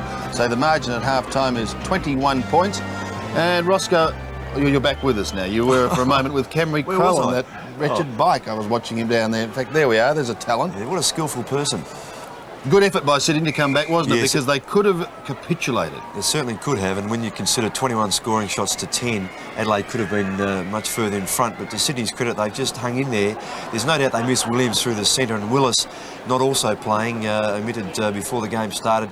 Tunbridge therefore has had to do all the ruck work, and Kappa, without Tunbridge down on the forward line centre to help him out, they lack some strike power. Jason Love's kicked a couple of goals, but he's always only going to be the opportunist, so they need some strength down that forward line. And statistically, you can see why Adelaide is controlling the game. They're both in kicks and handballs. Marks haven't been significant through the course of the day. Hit-outs again even, and centre breaks again even. So really, midfield, they're relying the Swans on Dennis Carroll, and I think he's playing well, but he needs more help from Murphy, who's hardly been in it, and they've had Kelly and Doolan. Doolan's off the ground. Even Lewis, Sandy, hasn't been much of a producer today. And they rely on those classy players to make good use of the footy, whereas on the other side of the coin, McDermott McGuinness have been very good. Right, Ross, let's have a look at the scores in the other match. This is a progress score in the final quarter. The game between Geelong and Footscray, and the Cats, well, they ripped them to shreds in the first half and have gone on with the job. So close to final siren, one would imagine. Geelong 20-14, 134. Footscray 9-6-60. So they're leading by, what, 74 points with just a few minutes remaining. So the Cats, they're chasing that runaway train that where you come from, in the West. West Coast, yes. Can it be derailed? Well, I think, no doubt. And Geelong have the ability, because of their forward line structure. Perhaps their only small weakness is their back line, but their on-ballers are extremely good. Couch and Bairstow, they are very good players and having very good seasons, and they had that forward line to really set them alight. Time will tell. As you're well aware, one of the breeding grounds of AFL football is the Teal Cup, a national competition. It was conducted last week in Darwin. Tremendous finish too. But besides looking at perhaps highlights of the final, let's have a look at the whole week of the 1991 Teal Cup. The competition kick-off between Vic Metro and WA saw the Vics displaying superb ball handling and passing skills, while the Sandgropers showed off with some sheer gutsy play. When West Australia took out the match by a 2-point margin, the competition started shaping up to be one of the toughest on record. As the series hotted up, so did the crowds, with a massive turnout for the first South Australia-West Australia playoff. A match that saw the gloss wear off WA's impressive early start to the series. Proven Teal Cup representative and WA captain Peter Kelly had few excuses for his team's performance. Last year I most probably wanted to play better more, and this year I took it differently and we didn't do it as well. And I think it was harder this year, yeah. A lot better teams, yeah, a lot better teams this year. By midweek, Vic Metro and South Australia were the only serious contenders for the First Division final, with the Victorians cleaning up against WA and South Australia making mincemeat out of New South Wales. Back in the Second Division, and after a big start against Tasmania, the Northern Territory host side was fighting for a place in the final after losing to a stubborn Queensland side. According to Northern Territory captain and veteran Teal Cup representative Wayne Allard, the pressures of this national competition are felt hardest by the newcomers to the squad. There's a lot of pressure on the young blokes, because especially when all your friends that come watch you, not so much that, but if you're starting to win, the crowd expects a lot from you. And in Teal Cup you're playing, say, 4 games in a week, and the demand for younger kids is much higher, because it takes its toll after a few games. Despite those pressures, it was the Territory who finally took out the Second Division, blitzing an exhausted ACT by 132 points, the highest margin of the competition. Allard and Vice-Captain Matty Armatt led the way for some outstanding play for teammates Adam Magic Kiranu and Ricky Tilmuth. And for the third time since joining this national series, the Territory clinched the title in stunning style. With the Second Division winners settled, it was time for South Australia and Victoria Metro to decide the ultimate grand final. The field was wide open right from the start. Both sides displayed moments of genius, but Victoria led with the points on the ball. The boys in blue kept their hold on the game with brilliant efforts like this from John Cunningham. Then it was SA who turned on the pressure, with this mark from Sam Smart. By the fourth quarter, the South Australians had turned the tide, setting up easy goals like this one for Scott Bramford. With tensions running high right up to the siren, the teams found time for more than football. fists and feet flew hard and fast as the ugly side of the sport took over the finals. Once order was restored, all the South Australian sideline had to do was wait for the countdown to the state's first Teal Cup victory in 11 years.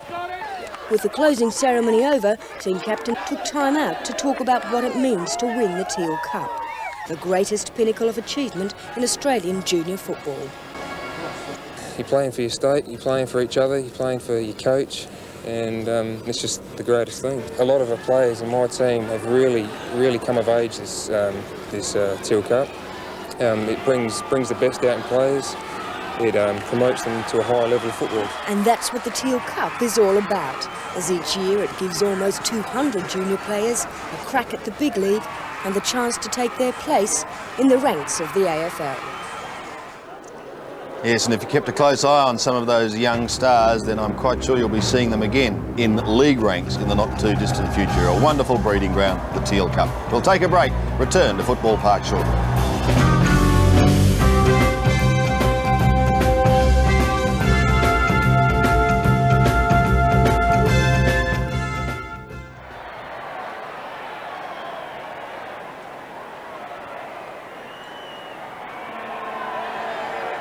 Ground supervisor, contact the broadcast, please.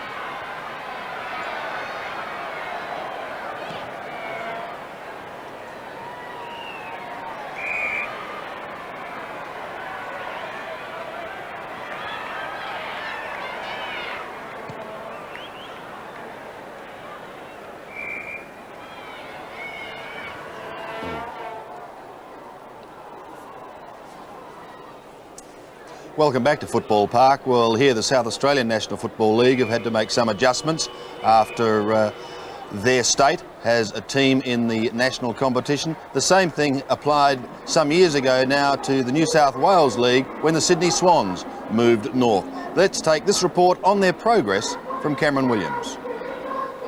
No chasers, you on-ball players. If I see any of you walking back through the centre here again, you can come off. You're on the ball to be on the bloody ball. Not quarter time at the SCG, but the boys at Sydney Uni are just as serious about their footy. One of 8 clubs in the Sydney Football League, Uni is typical of the strong AFL undercurrent in New South Wales. The football in Sydney, especially at the SFL level, is going on very well. It's shown in the state championship where they beat the River in the Football League.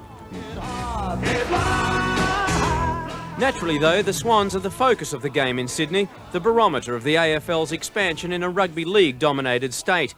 Recent draft changes have increased the local league's role in producing future players. We need to have that grassroots football through the juniors and then stepping stones. And now with the under-19s being gone from the AFL structure, that the stepping stone from out of club football into the AFL system is going to be even harder. So we've got to really get our act together and work on the professionalism, presentation and the standard of the game. And the game is growing. From Bondi to the bush, there are almost 30,000 registered players. And according to Craig Davis, who has seen a remarkable expansion of the code in the past 5 years, they're starting to play good quality football. It's getting there. Their skill level's up. They attack the ball fiercely in Sydney and have their eyes only on the ball. Where probably 5 or 6 years ago they had their eyes on the player first and then the ball second. For the future, Davis has his eyes on another State of Origin battle, following New South Wales' stirring win over Victoria last year. Oh, there's always plans. The challenge is out there, and I hope this goes on air, because I wrote a letter to Alan Swab and Ted Whitten the other day. Anytime, anywhere, and under any rules, New South Wales will take on Victoria again, because we are the champions. We're only good as your last game, and we won.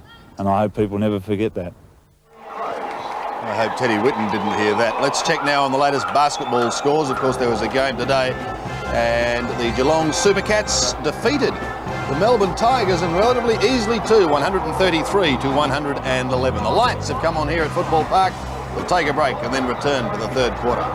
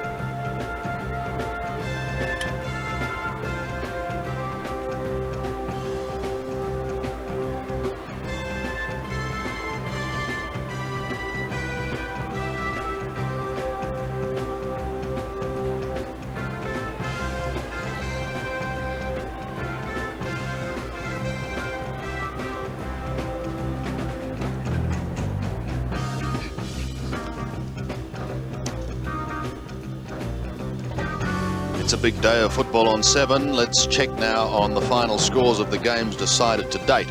Brisbane and Carlton, a thriller.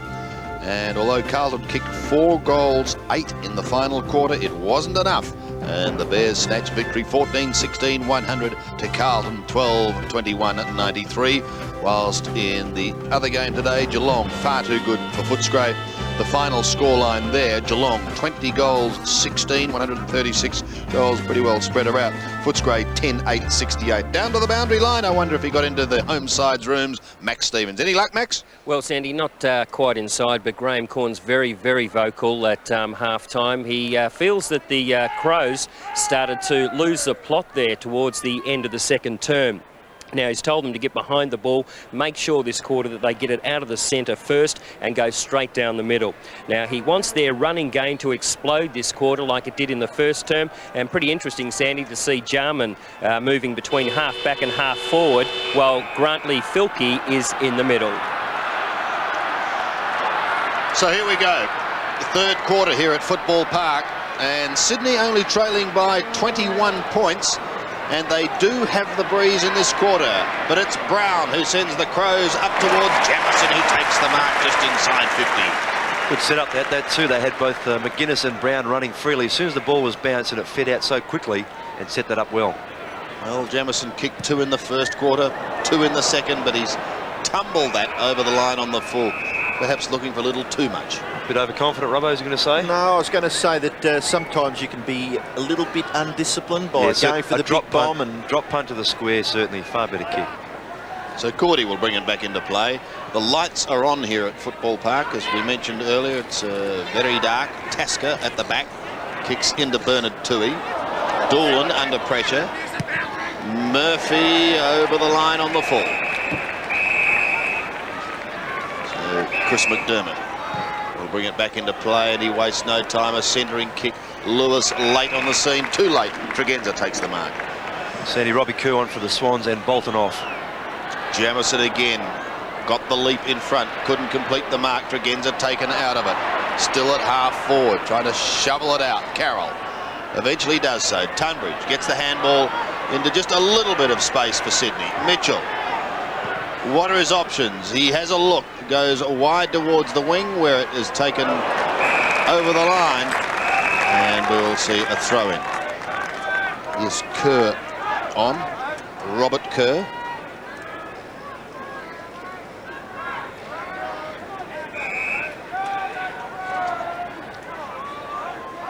Throw in on centre wing. Micken looking down for McGuinness, who hammers it a little further forward. Brown sees it over the line. Tremendous crowd here today. They love their football in South Australia. Oh gee, we'd have probably 40,000 here. Jarman, well, beautifully tackled. Work was done by Kelly. He gives it to Higgins. Bays has not had a good day. Gee, that was a little sloppy, wasn't it, Yeah, Ross, do you think? very lackadaisical. Wasn't it right, though, do you think? But I think those sort of things can let the morale down of the team. I mean, if they can kick 2 quick goals, this game is going to be a ripper. Lawson is quick and just goes over the line. There's no doubt if the harder working members of your side see that sort of laconic approach to the ball and almost a non-effort, they just drop their bundle. It's just not good. In today's football, you really need 18 plus the 2 interchange players just working hard all the time. And drop the ball, and you could get caught out very, very quickly. Here's Bays now to Kerr.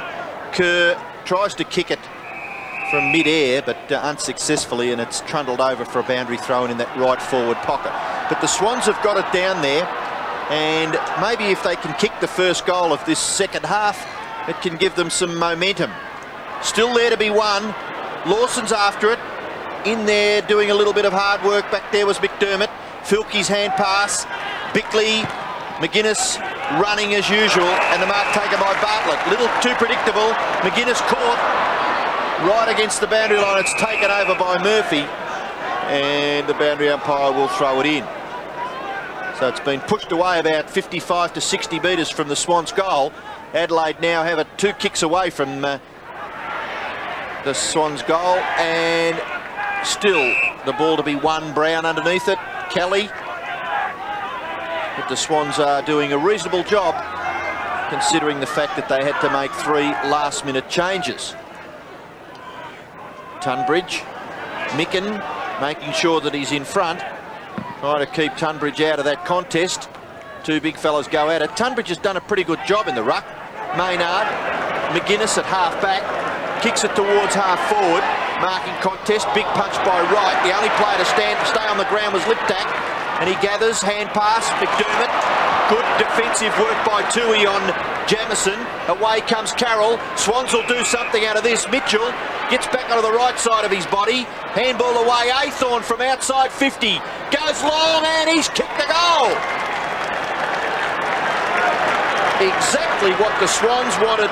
Mark Athorn gets his second goal. Yes, and justifiably the Swans half-back milling around Bernard Turing saying, well done, what a great spoil, a la David Dench on Jamison. He's led out there, almost looked to lay down, was there. All of a sudden the ball rebounds very quickly, and Athorn running off Jarman very well. Great kick. Mark Athorn, the goal scorer for the Swans. He's kicked 2. Jason Love has kicked 2. Jamison has kicked 4 for Adelaide. 10-11 to 9-2 at the start of the third quarter, and Tunbridge looks very, very keen up against Micken at the centre bounce, and it's going to be an important one to win for both sides. Away comes Lawson, dispossessed, perhaps not strong enough. Bickley, the Adelaide player.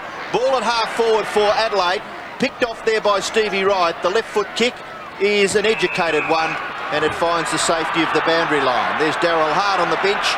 Once again, he looks like a professional bench warmer, doesn't he, Ross? Well, some players give you good value in that situation. Well, the Crows at one stage had shot out to almost a 6-goal lead. It's back now to just 15 points, and Higgins has it on the outer side. He sets sail up towards the half-forward line. They want a mark. Not to be. Smart is the effective spoiler. Waiting down was Mitchell, claimed by Lindner. Now, the Crows have got the numbers here. Scotty Lee can go over the top to David Brown.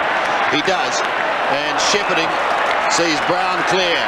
Another bounce. Bays is 15 yards behind him and looking very lethargic. Oh, Jamison was the fly. This guy in front, well. Tunbridge. He has done very well. He's done well. Yes, Cordy. From the back pocket. Out wide to Higgins again. Leon Higgins towards Jim West. Well, 2 Crows, 2 South Australians that have done time interstate, Lindner and West. Dennis Carroll's been taken out of midfield, playing at centre half back on Bartlett. There's another one, Micken. Back at home now. Kelly through without it. McDermott just a little left-hand paddle over the line. They could get something out of Dale Lewis, the Swans. He needs to lift a little bit. He's such a talented player. He's been very quiet. Well, if they can get the next couple. And they did do well into the breeze. Tunbridge is doing very well. To half forward. They want to mark. Oh, good stuff. That is a beauty by Jim West. Off to Barry Mitchell. Where's Kappa? Kappa led it after Mitchell had kicked the footy. Mitchell was going long because Kappa was stationary. Then Kappa led and it goes over his head. I mean, it's just not precision stuff, and Kappa's at fault there. Smart. Heads towards half-back. Filkey, one of the flyers. Waiting down was Athorn. He pumps it back. Kappa's in front this time and takes the mark. There was an option there for Mark Athorn. Was it Mitchell Ross yes. to the left? Yep. Well, it's amazing. We were talking about that before the game, about particular options.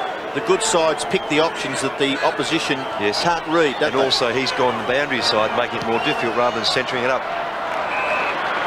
Goes short, however, Jim West. He's given them a lift, Sandy. He had to. I mean, they've had very little up forward, and West could be the player that gives them that spark to push them up. West.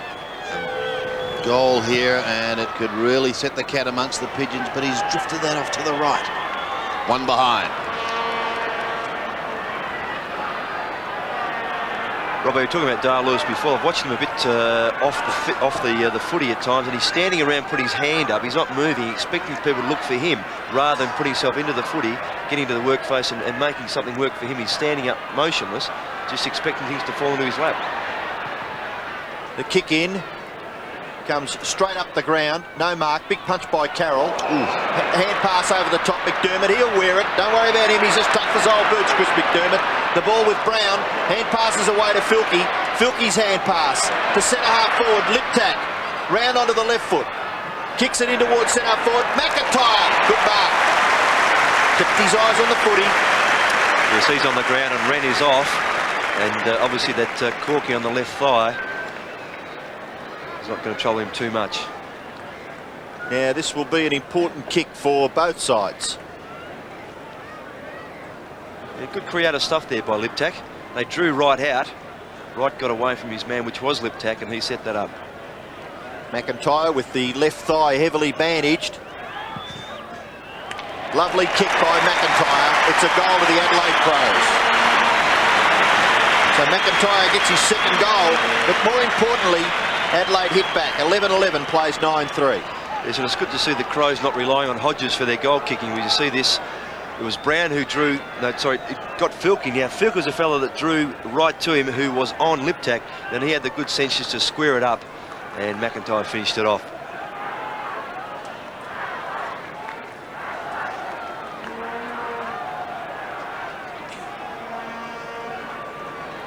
So halfway through the third term, not quite halfway through, Adelaide lead again by 20 points. The Swans just can't seem to put a succession of goals together.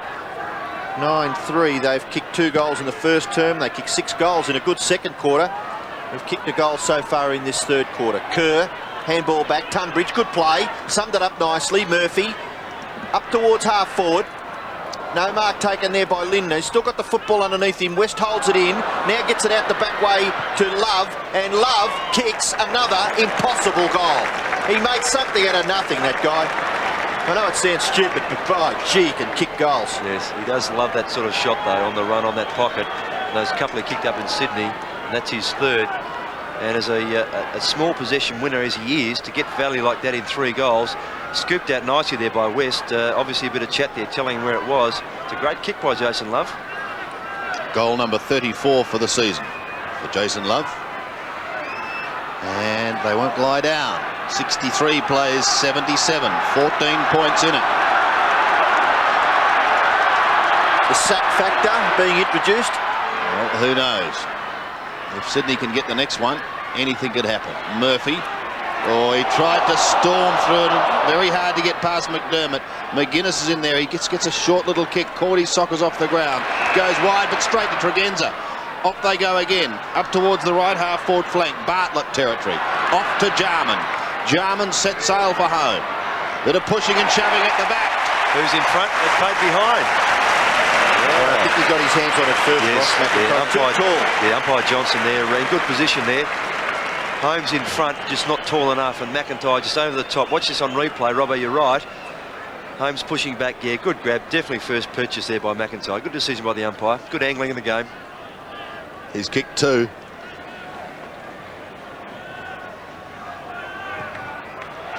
now kicked 3. 3 to Peter McIntyre, 2 in this quarter, and Adelaide again open up a 20-point break. 12-11 plays 10-3. Yeah, definite height advantage there. McIntyre and Holmes a 6-centimetre advantage in height, 188, 194. Tregenza fortuitously, he's always out on his own. He's not one of those burrowing type, he's more of the receiving type of player, but he was the player, because he was free, able to set that up.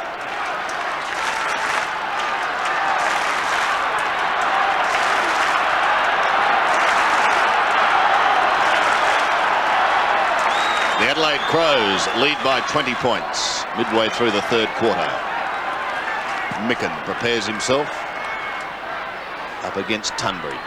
McGuinness working hard at the bottom. He picks it up now, but he's immediately set upon by Kerr and Mitchell. Robbie Kerr comes up with the football. Still right in the middle.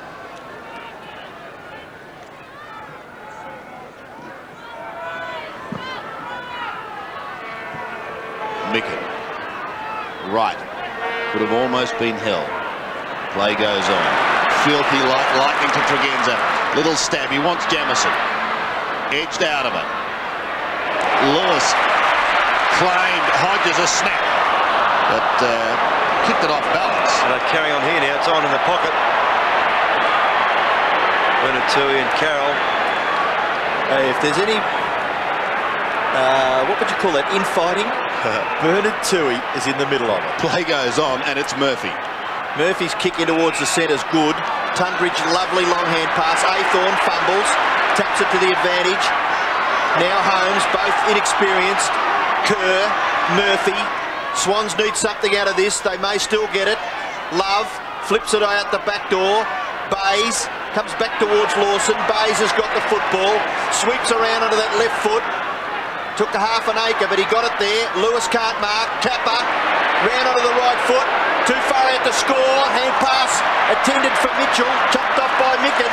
And Micken did some good work for a big fellow. He's still in the action. Ex-Brisbane Bears teammates Mark Micken and Warwick Kappa on opposite teams today. Kerr, hand pass back. Too fierce for Mitchell. Mitchell goes in. Kelly, can he kick the goal? No, he can't. He misses by a long, long way. And he's kicked it behind. And Robert, they made hard work of that in the first place about 50 seconds prior when Bays took control of the footy. He should have handballed off quickly to Mitchell, who's in centre field. He got a ping at goal. They took another 15 touches to get the ball through for a point. Tasker brings it back into play to Tregenza. Tucked in the back pocket. Well, that's not a good kick. Dale Lewis, if he could just lift this young man. He does have marvellous skills. They're running everywhere down in that forward line. He doesn't know what to do. Well, he really does square it to Murphy. He believed he was off. Well, now free kick. Well, just watching both umpires, it was actually Hayden Kennedy closer there. Johnson had the control, but they neither one called play on. Hodges, well read. Scotty Hodges is in the back pocket. Up the centre wing. Bartlett's away. Off to Brown. Back to Bartlett. Which one will pick it up? Eventually off to Liptak. Up towards the half-forward line. And Maynard gives it across to McDermott. They've got players running everywhere. And he has kicked in towards goal and not to behind. And Grantley Filkey there at centre half forward. McDermott motioned to handball to him, but he elected to have a shot at goal.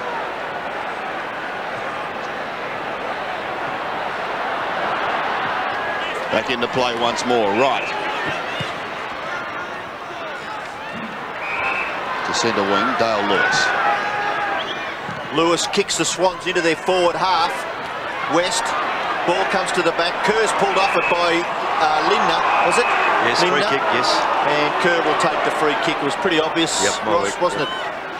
And Swans will go to within scoring distance with this kick by Robert Kerr, who spent a fair bit of the first half on the interchange bench. He gets around McGuinness and kicks it to within 20 metres. Ball at the back, Smart dispossessed by Love.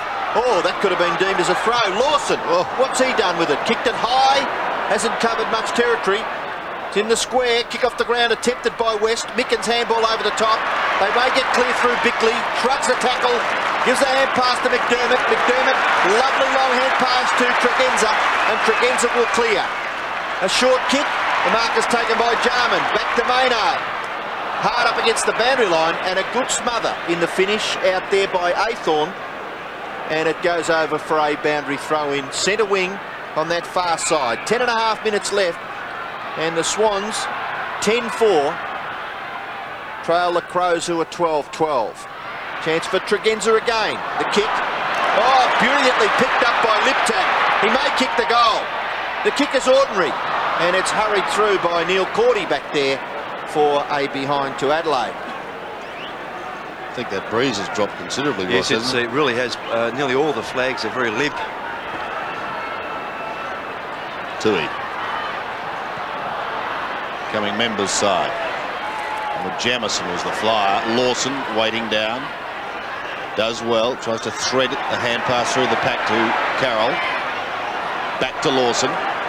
Almost down to centre wing. He is very quick. Brown giving chase, but he won't catch him. To the half-forward line. West needs to take a mark. In opposition to Lindner. Love off the ground. Jason Love, but since he will goal. But he's caught. Gets it away quickly to Barry Mitchell. Still inside 50. Can they mount something here? Lewis. A high kick round his body. Kappa's got to stand his ground. Almost takes the mark. And it is eventually rushed over the line by Scott Lee for one behind. So that kick had a bit more lower trajectory on it. Kappa would have taken the mark. Yes, Dale Lewis should have made a little bit more. Yes, he just pushed it up and under too much. Yeah, maybe he wasn't aware of the space that he did have. Yep. So another behind, Sydney at 10-5, Adelaide at 12-13. Straight down the middle, Maynard is the fly, got front spot, Paul Kelly nips it on towards Bays. Oh, cleverly done to Higgins. That was better. Jason Love will goal and does. So Love has booted his fourth. 2 for this quarter. It's 11-5 to 12-13 and a margin back to 14 points. That appears as close as they can get, Roscoe. Yes, well, they're hanging in there, aren't they? I mean, they're just starting to get a bit more productivity off the forward line. Bays, that was clever, and Love, as Sandy mentioned, for his fourth, been a very productive forward. What about if Greg Williams had been able to play? Well, that's the difference, you see, because Carroll's gone to half back. So 9 minutes left, 14 points Adelaide lead by. Tunbridge again, dominating the ruck contest at the centre. McDermott, rebound, lip tack, good play, one way then the other. Kick into the pocket, oh, McIntyre held surely. And McIntyre will take the free kick for Adelaide about 35 to 40 metres from goal on a slight angle. Yes, and Neil Cordy, after having started the game with a couple of fine marks at centre-half-back, has given away about 3 free kicks from memory, scragging, which is unlike him. He's normally a very disciplined player. McIntyre, 6 kicks. He's kicked 2 goals. Kicked 3, has he, Ross? Yes, 3 goals. And this is just pulled a little bit to the left. So he's missed. 12-14 to 11-5. The Swans need to kick the next one. Tui to bring it back in, goes to the far side. Lawson, not a bad effort, but he goes after it again. Then gives the hand pass away to Mitchell. Mitchell's left foot kick. Oh, Lewis. Gee, should have marked that. Oh, dear me. 8 minutes left and he's disappointed with himself. And he's just having one of those days, Dale Lewis. But there's still going to be one, and he can be part of it still. Tunbridge takes it out of the air. Higgins flips it on. Good play. Murphy. Quick kick to within goal scoring distance. Where will this bounce? To the advantage of Love. Flip over the back. Races on between West and Lindner. Oh, Lindner! Oh, shocker! Goes after it. May retrieve the situation. Smart does it for him. No nonsense stuff, Nigel Smart. Well done. And he kicks it 45 to 50 metres away over the boundary line. And that's what the defence is supposed to do. Very lucky, Bruce, with that. Oh, was he ever? Kerr off, Bolton on, Ross. Yes. And a throw in on centre wing.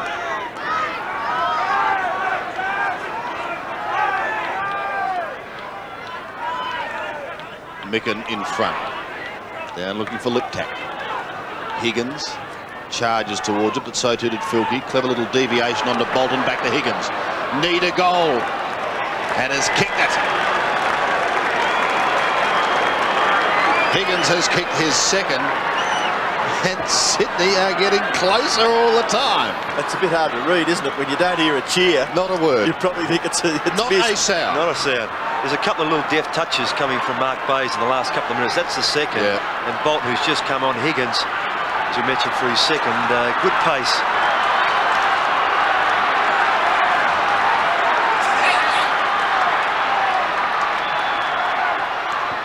So the margin is now down to just 9 points. Back in the middle once again. Micken got up high. Down towards Liptak, who's had a good game. But it's Sydney through right down to half forward through the arms of Maynard. What sort of bounce for Lee? Runs into trouble. Kappa, can he cover himself in glory and make the margin 3 points? Yes! Warwick Kappa has kicked his second, and back comes Sydney. 13-5, 83. Adelaide at 12-14, 86. Well, I think one thing Sydney have been renowned for is their persistence. They do keep going. In my book, they really should have won last week against Hawthorn. Just some errors by perhaps Murphy and then Lewis in the last couple of minutes of the game should have won that game for them. But gee, they're well in this game. Whew.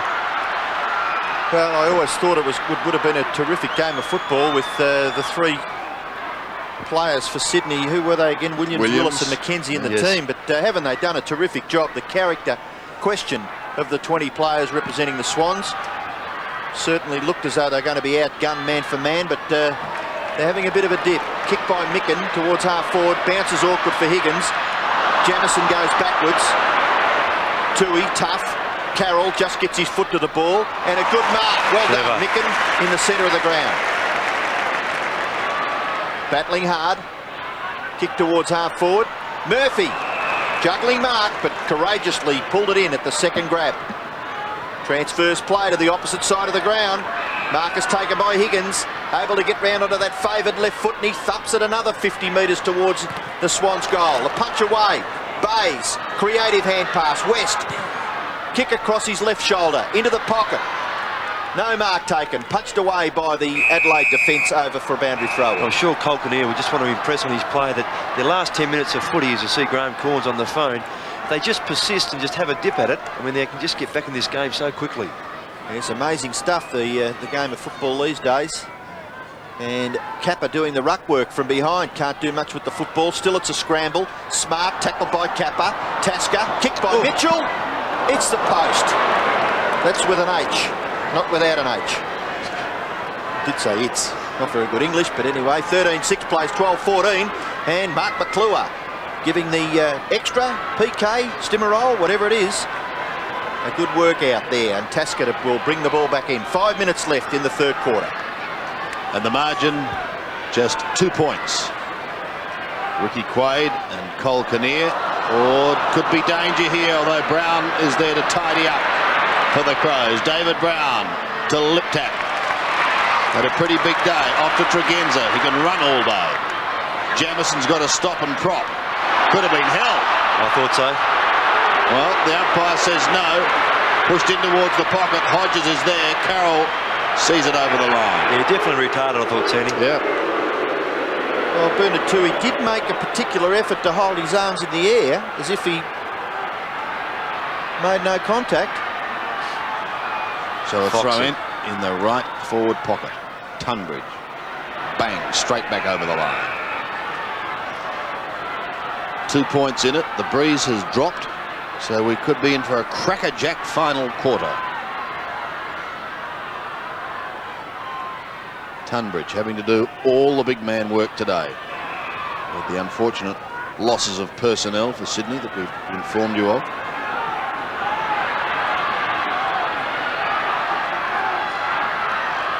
Under 4 minutes remaining. Tunbridge, look at him, still working, eventually flicks it out, but it goes straight to Tregenza. It could prove costly. Back up towards full forward. McIntyre couldn't take the mark. Pack quick to develop and another bounce. And Stevie Wright thrown out of the pack, not too impressed by it all. He's usually on the end of a few of those, Stevie Wright. I was going to say, been a game umpire there to give holding the ball, wouldn't he? My word. 25 metres out in the Crows scoring zone. Jamison does the ruck work straight down to Barry Mitchell, finds himself a little space and goes up towards centre wing. Good use of the body by Bays. Well, there's only been a shadow of himself so far today, starting to come into it though. Bolton to Kappa. Now, yes, the distance would have tested him out, so he plays on to Athorn. Mark Athorn goes for goal. West sees it over, and it's one behind again. Good by Lee there, just got a hand to it. 13-7 plays 12-14. Their accuracy had been very good. Very, very good, in fact, up until this quarter. Micken. Kick not really all that accurate, but Smart makes something out of it. Whoops. And Murphy makes something a little bit better out of it. Well done, David Murphy. Gathers the ball and kicks it to centre half forward. Nearly a mark at the back. Lewis. Handball. Long. Lee.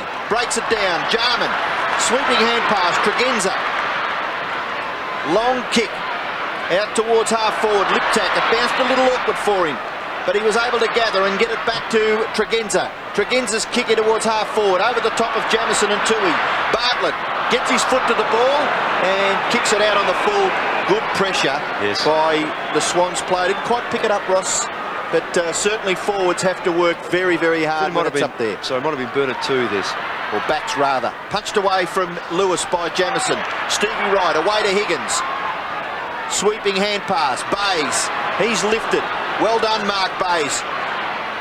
Long hand pass, a little too far for West, when perhaps a kick would have been a little better option. Yeah, saw a little deft one over the top to Lawson, who was running alongside him.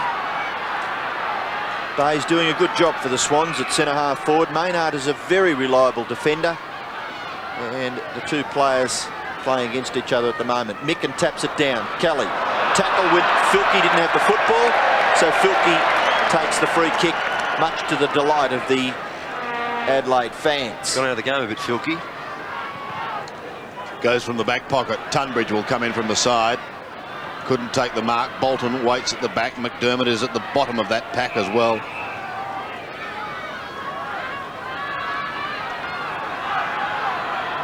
So just on a minute remaining and a point the difference. With the final quarter still to come. Love. He's kicked a couple of extraordinary goals, but it's McGuinness who steals it this time. Towards Liptak. Well, it goes backwards to Brown, but it may come off. Bickley solidly met back to Liptak. Liptak from 25 metres shoots in towards goal and misses. Oh, Matthew. Good running by Mark Bickley. He's a very strong halfback. He just backs himself and runs through there. And Wright cannot contain Liptak at the moment. He's giving far too much latitude. Inside the last 30 seconds, can anyone get a goal? Ball on centre wing. Working hard as Holmes. Lee leads it all. West socking it out of his hands, dangerously so. Mitchell gives it back to Love, who thumps it, trying to centre it, but the only one there is Maynard, and he'll get the Crows out of trouble. Off to Micken. Mark Micken goes in towards the centre, and he finds McDermott as the siren sounds. So the scene is set for a big last quarter here at Football Park, with the scoreline showing Adelaide 12-15, 87, leading Sydney 13-7, 85.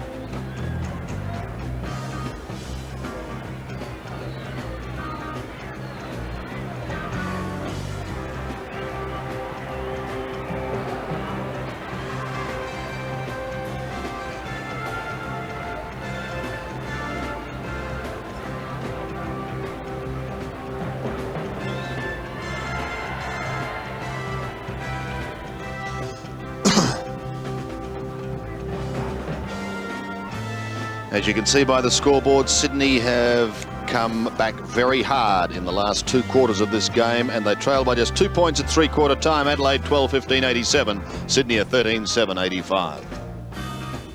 Today's game is part of the Carlton and United Breweries 1991 AFL Premiership season. Don't forget all the top sporters coming away on 7. We've got the second test between Australia and New Zealand. Australia looking for revenge. The selectors have got the axe out, and it's all coming away on 7. That is on Wednesday night from the Sydney Football Stadium. But wherever you may be viewing, just check your local guides for details. And for all those petrol heads, the AMSCAR series continues, and on Sunday, July 28, it is from Amaroo Park. So make a note of those, and I hope you can stay with us here on 7. Maxie Stevens, big last quarter coming up. Max, I bet plenty was said at 3-quarter time. Certainly was, Sandy. You're not wrong there. Graham Corns, as one would expect, very disappointed. He told the Crows that they allowed Sydney to get right back into the game. Now, he's asked the boys to man up, don't give your opponent an inch, and you must. Now, he really emphasised the fact that Adelaide must be to the ball first. Again, he's told them to use the centre corridor, and he's asked the forwards to make some movement.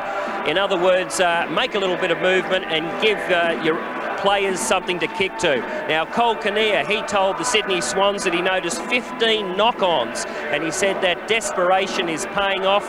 Just have a look at the scoreboard. We asked one of the Sydney officials what the situation was with Greg Williams, and we've been told he's injured, but the extent of the injury won't be made public until after the game.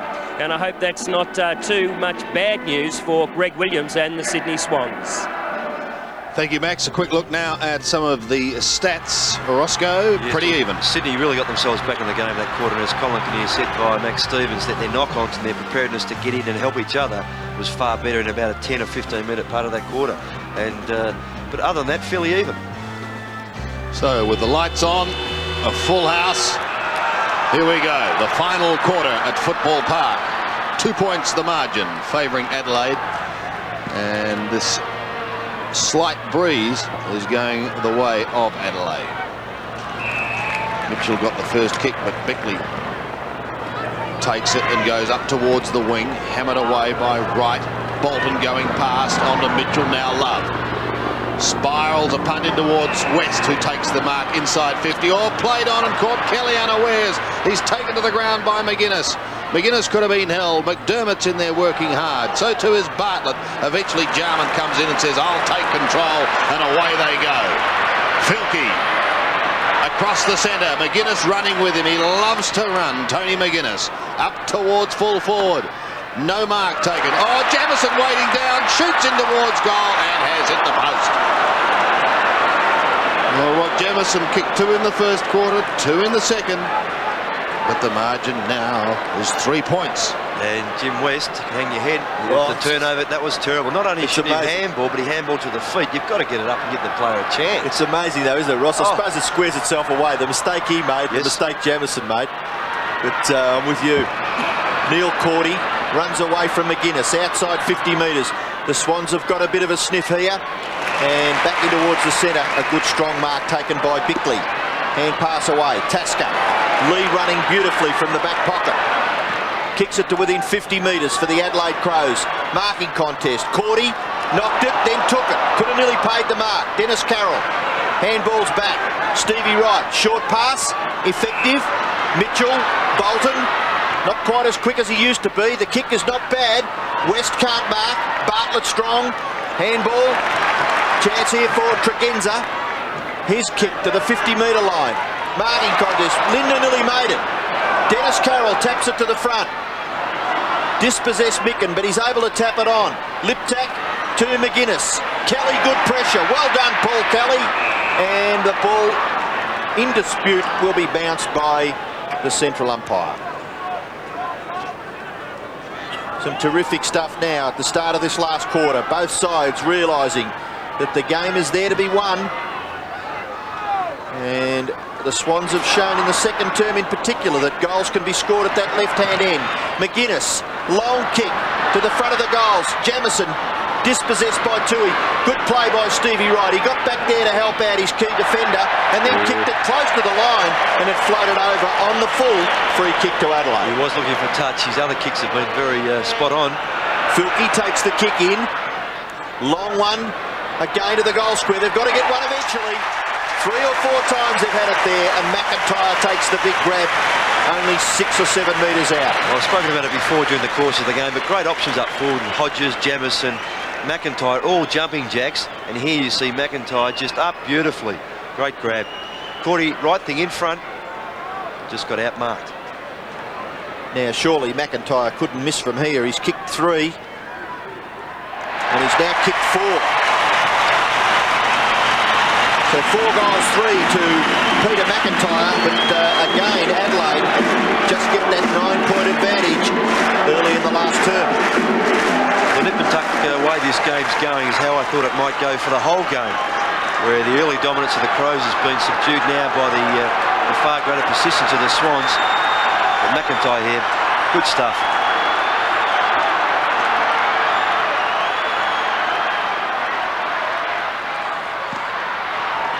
9 points the margin. Tunbridge wins it from the centre. Sydney want the next goal if they're going to be in this game. Love goes for the hand pass to the player going past. It's socket wide. West has another one down towards Kappa. He's got nothing. It spills clear. Bickley gets the kick. Micken has the players going past. It's Scott Lee up towards Lidner. One grab with him is Carroll. Carroll applies the pressure, but Lidner gets the hand pass off to McGuinness. Tony McGuinness on the outer side. Wanted lip tap, but Tunbridge drops back and takes the mark. You wonder if he was called out there by Tunbridge. On centre wing, Dennis Carroll. Steadies down and looks up towards centre half forward, and a good mark taken by Mick. Free kick. No, free kick. It's gone against him. Yeah, West for a nudge in the back. He made sure the umpire saw it. Quickly on to Bayes, who's a lovely deliverer of the football, and that's no exception. Kappa this time will have a shot from 40 metres. Got to kick this one. And he just held himself up so he could creep that extra half a metre. He really gets worried when he gets outside 30 metres, doesn't he? Have a look. Watch this, Ross. Good kick by Bayes here, fading from right to left. Yeah, stop quickly. Yes. Every half a metre's important, isn't it, to this fellow? Well, let's see what he can do. This crowd have given him a decent old raspberry today. They desperately want a goal. It's a floating kick up towards full forward, and he's put it through. So Warwick Kappa has kicked his 3rd, and a very valuable one for Sydney as their coaching staff look on. The margin again is back to just 3 points. And set up there by Dennis Carroll, who was kicking to the lead of West, who put himself in. And then the West with the free kick off to Bayes, and now Kappa finishing off the good pass from Bayes. And well done, Warwick Kappa. He's kicked 3 goals from only 5 kicks. Tunbridge, who's done pretty well at those centre bounces. He nearly gets the ball out, but Brown takes it away. Kick to half forward. Dennis Carroll. Lots of pressure here. Lip tap. You're caught with the football. Well tackled, Carroll. Ball comes back to Lindner. Lindner's kick is a bit up and underish. Jamison jumps high. Can't mark. Underneath it, Holmes. Away to Tui. Good pressure, Jamison. Tregenza. Right foot shot by Tregenza is a behind. As soon as he turned around and ducked his head, he knew he'd missed.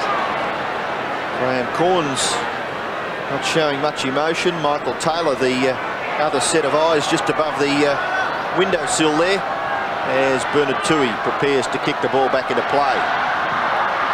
And a long kick. Good mark taken by Cordy. Away to Kelly. Kelly's kick, 35 to 40 metres into a vacant wing area. Lawson, good pick-up. Well done, Bickley. Good tackle, fair. Filkey pulled off it, didn't have the football, surely, and Filkey will take the free kick on centre wing. Filkey without the customary growth on the chin. Goatee beard. Kicks towards the 50-metre line, and a good mark taken by Neil Cordy. Always has a good look at the far side of the ground to try and transfer play. Kick towards half-back. McGuinness, good body work. Ball comes out the back from Kelly to Higgins. Brown there. And the umpire will call for a bounce. Paul Kelly at the bottom of the pack. had an interesting job this afternoon with McGuinness. Just forward of centre wing. Slapped again. Lewis applies the tackle. He just hasn't been able to really get into the game, which has been most disappointing for Sydney today. Stevie Wright getting back on this one across half back. Goes up towards the wing. Lawson shoved out of it. Play goes on. That was Tasker. Gives it away to Filkey. Centering kick. No mark taken, but maybe a push in the back. Yes, said the umpire. McIntyre. Neil Cordy again. Why are you laughing? Oh, dear. I'm just surprised he's been so undisciplined, really. From 60 metres, he lets fly with a taunt, but it's off target. And one behind. As you mentioned, Matthew Kelly, Robbo, and McGuinness. Kelly's really been shown what fitness level is required, and his ability, Paul Kelly, should I say, Matthew Kelly. Matthew Wheeler I was thinking of. Paul Kelly really hasn't been able to keep up with McGuinness at all. Tui to bring it back into play. 96 plays 91. Adelaide leading. Cordy has it fisted away on this occasion by McIntyre. Look at the pressure of McDermott. Kept in play by McIntyre. Centering kick, danger here. Tui, a great attempt to mark. Not paid. Tunbridge, a little toe poke, and then eventually picks it up, gives it away. Somehow Higgins threads his way through the pack. Sydney are out of trouble. Kelly up towards the half-forward line. West in front. Maynard from behind. Hammers it clear. The two sprint towards it. Bickley is there also. Going to be kept in play. Oh, Lawson somehow threaded his way through the pack. Gives it to West. West up towards Lewis. Yes! All set up there because Higgins took the punt from the back line there. Saw a bit of a gap there. Went through. And if you're at that pace, you can always get through. Players either side of you are very hard to tackle. And now the ball's having a shot for goal with his teammate Lewis, who's had not much to do today. Not much of a contributor. Fine mark, though. And this for Sydney to hit the front for the first time in the match. Dale Lewis. Kicking from 25.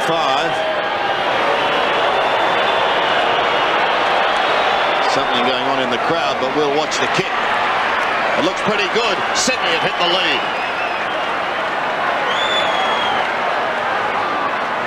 Dale Lewis kicks his first. Sydney are 15-7-97. Adelaide 13-18-96. Yes, and the Swans players rate Dale Lewis as one of their best kicks for goal. He's got great skills. But watch Lawson here. Gets out of trouble. Beautifully done. And here's a fellow that set it up for West. And here we see Lewis. What a great mark.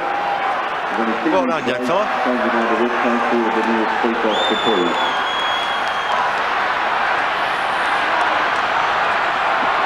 So this crowd has certainly come to life for more than one reason. A couple of ladies are being removed from the ground as I speak, but the ball remains in the centre.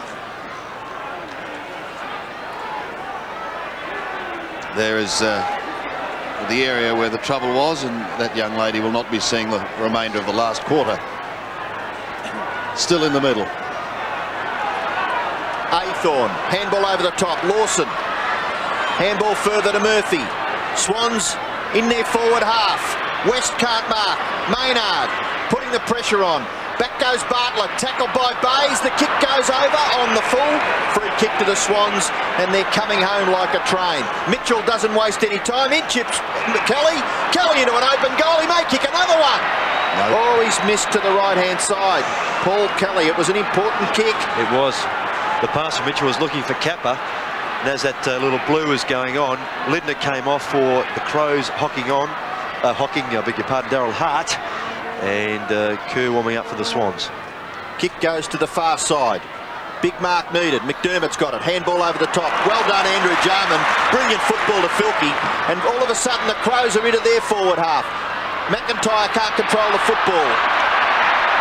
Still a struggle there at left half forward for Adelaide. On the bottom of it there was Liptak, and the umpire will call for a bounce. The crowd looking a little anxious. I feel that they may have thought the game was in the bag, but the Swans have showed tremendous character.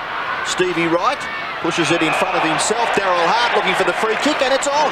That must have come off his shin. And Daryl Hart will kick the Adelaide Crows up to within 35 metres of goal, but a good mark taken back there by Tunbridge, was it, or Neil Cordy? No, I think it's going back to Neil Cordy. I was going to say, I thought it was Cordy's nut, yes. And Neil Cordy giving away a few free kicks, but geez, up against it back there. You've already mentioned, Ross, some tall players in that Adelaide forward line. Kelly goes wide. Higgins, if he can get onto this left foot, watch this ball go. Bang! Another 50 metres up to centre half forward. Nearly the mark to Love. He goes after it again, gets his foot to the ball. It goes in towards centre half forward. Lee, Jarman will clear. Kick a little high. Liptak makes something of it. Handball to McDermott. McDermott, little short one. Daryl Hart, he's going to get run down. Kerr, no, he shrugged the tackle. Short pass, okay, Jamison's got it. A chance for Adelaide to wrest back the lead. And Rob Kerr came flying off the interchange benches. He was interchanged with Darren Holmes, and he nearly grabbed hold of Hart then. Should he have?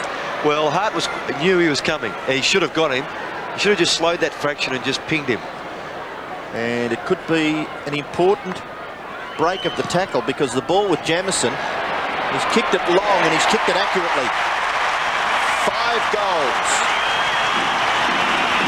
to Rob Jamison, and the Crows lead again, this time by 4 points. Yes, in the end it was well done by Daryl Hart, and that three-pronged attack that we've often spoken about this afternoon has been very good. And here, McDermott through the centre again. No one seems to be playing on McDermott at all. I just let him free, and he's again created that play.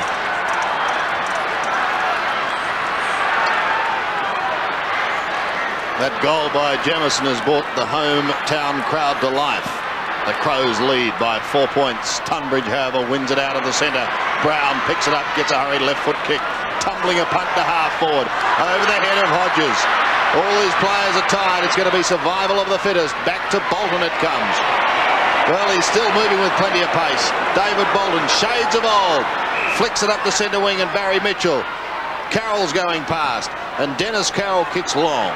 He wants Kappa. West comes in from the side. And his hand all over that one. Yep.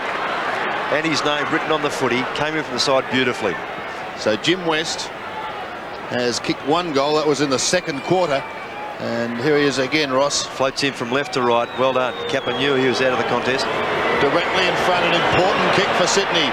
Jim West is taken it right. It's going to be very close. He may have just snuck it home. So a seesawing final quarter. West has kicked his second. And Sydney regains the lead, 16-8 to 14-18. A good rebound footy there by the Swans, set up by their 2 experienced players, Carroll and Mitchell. And Carroll's good long bomb. Mitchell handballs inside here. Good bomb here by Carroll. And West read that very well. Well, I hope it's not me, but you wouldn't reckon there was only a couple of points in this game, would you? Well, the way it started, certainly not. But not a lot of vocal support for the Swans, and that makes it a bit difficult. They lead by 2 points. They had a great game last week against Hawthorn. Tunbridge has been a tireless worker. That kick must have gone 100 feet in the air. Now, kick by Wright towards half forward. The mark is taken by Maynard. You thought I was going to say meters, didn't you? That was a long way, wasn't it? What a magnificent smother by Jason Love. Yes, 100 feet's not bad, but 300 feet's a bit far-fetched, isn't it? Big effort. And the ball to be thrown in left half forward for Sydney. Micken and West doing the ruck work. Comes to the front. Tasker. Away to Liptak. Kick. Slews off the side. Swans have got 3, but Hodges, you did very well then to knock it over the boundary line. Centre wing, Hodges and Stevie Wright. Boys will be boys. He's a nickel. Loves that little pinch on the back of the arm, Stevie Wright. Filkey forced to kick with the left. Back in towards the centre. No mark taken. Carroll leaves it behind. Swans player held, but he didn't have it. No, actually, right. I didn't think it was a free kick. Well, he paid for over the shoulder, but in fact, McDermott's arm came from underneath Wright's arm, so it was an armpit tackle. Is that a free kick? I don't think so. Wright's kick has been marked by Bays. Another one of those loping left foots to half forward. Lewis, can he get away from Tasker? No, but he can handball it successfully back to Love. Forced to kick with the left, doesn't do it all that well. Bit of an up and under, and an Adelaide Crows mark taken by Micken. And 50 metres could be Crowd What's calling the for it. umpire going to do? I think he's pulling him back. No, just leave No, him he's there. not. No, Micken will take the kick from the back pocket. Not all that well coordinated on the left foot, Jason Love. Just over 10 minutes remaining. Still anyone's game. Tasker. Pressure now on the home side.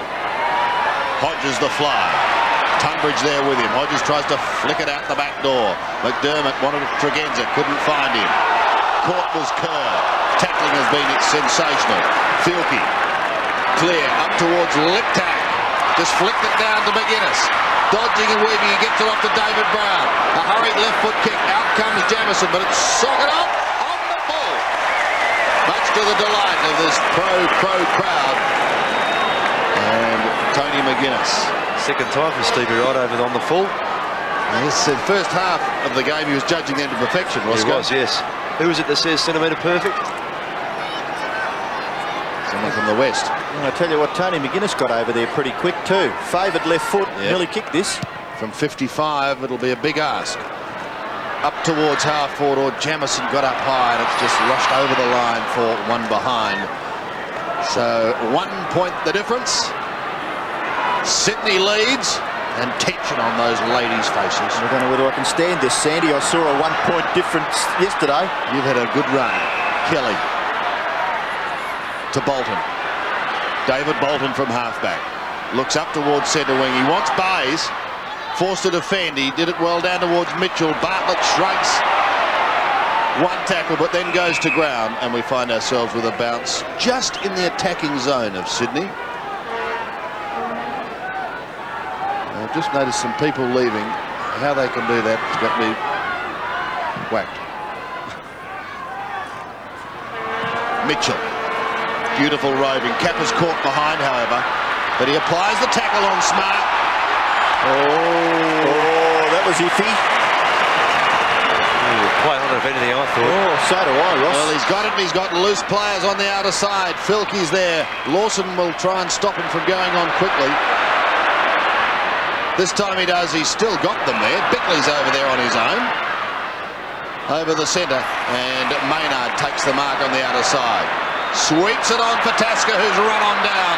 Sean Tasker with the left foot is high. In towards the pocket region. Hodges! What a mark! Actually, I don't think there's one person in the crowd is on their feet as he jumped for that one. What a mark! Took it at waist height in the end. You watch it, his hands had to drop down. He gets up very high. That's a great sit. Cordy backing back. Takes it on the way down. What a great controlled grab. So Scott Hodges, with his 9th kick, a chance to put Adelaide in front and kick his second goal. I think he's kicked it, and the Crows have levelled the scores because it's only a behind. How can you go on this crowd? 1 goal for is young Sean Wren warming up to your That was friend. my little mate down there too. You wouldn't be game to make a wrong decision here, would you? There's 48,000 people at lynch you. I think that's why they got that fence behind him. Oh, my golly. And Bernard Toohey to kick it back. Goes to that far side. Hodges has got it again. Another good mark. Don't like the way he turns his back on the play. They had to get it on quickly because Jamison was one hand against Toohey, and now they're going to go and bank it up with Tunbridge getting down there as well with Gordy.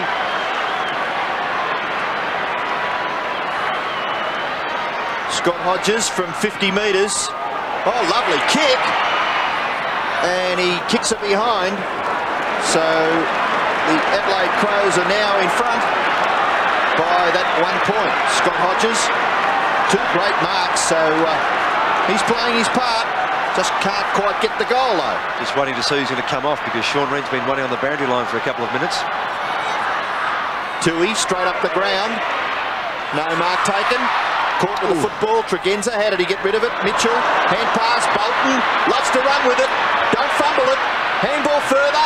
Half forward, you're gone. Murphy. Bolton goes after it again. Still got it. Must be penalised. Brown, well done. Must kick the footy. Goodness me, could have had up on the full forward line with the kick David Bolton.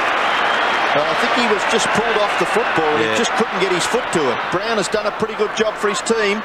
Kick to half forward, no mark taken. Filkey's caught, good tackle Mitchell. And the umpire will call for a bounce. Adelaide lead by 1 point, under 6 minutes left. Robbie Kerr, wearing 17 for Sydney.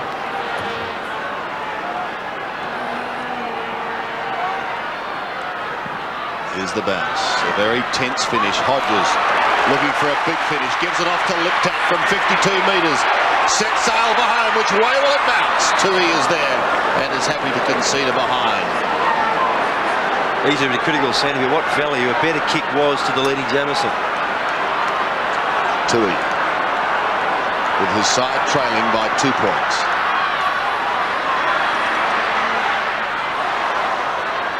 Genzel's in front, couldn't take it. Mitchell threads his way clear, gives it off to Stevie Wright. Another educated kick perhaps, close to the wing. Bays is taken over the line. Throw in on centre wing, and Sean Wren has gone back to the dugout, so one wonders if perhaps Scott Hodges was the player he could have replaced. Mitchell to half forward, Maynard gets a nice bounce. Brown and Murphy. Murphy, the experience, can go over the top, away from Maynard onto West, who he had to lead. Jimmy West, now he can have a shot from 40 metres here. West sets sail with a drop putt, deep in towards goal. Good-looking kick, and he has put it through. Oh, what a final quarter. Sydney have hit the front. Jim West has kicked his third. 17-8 plays 14-22.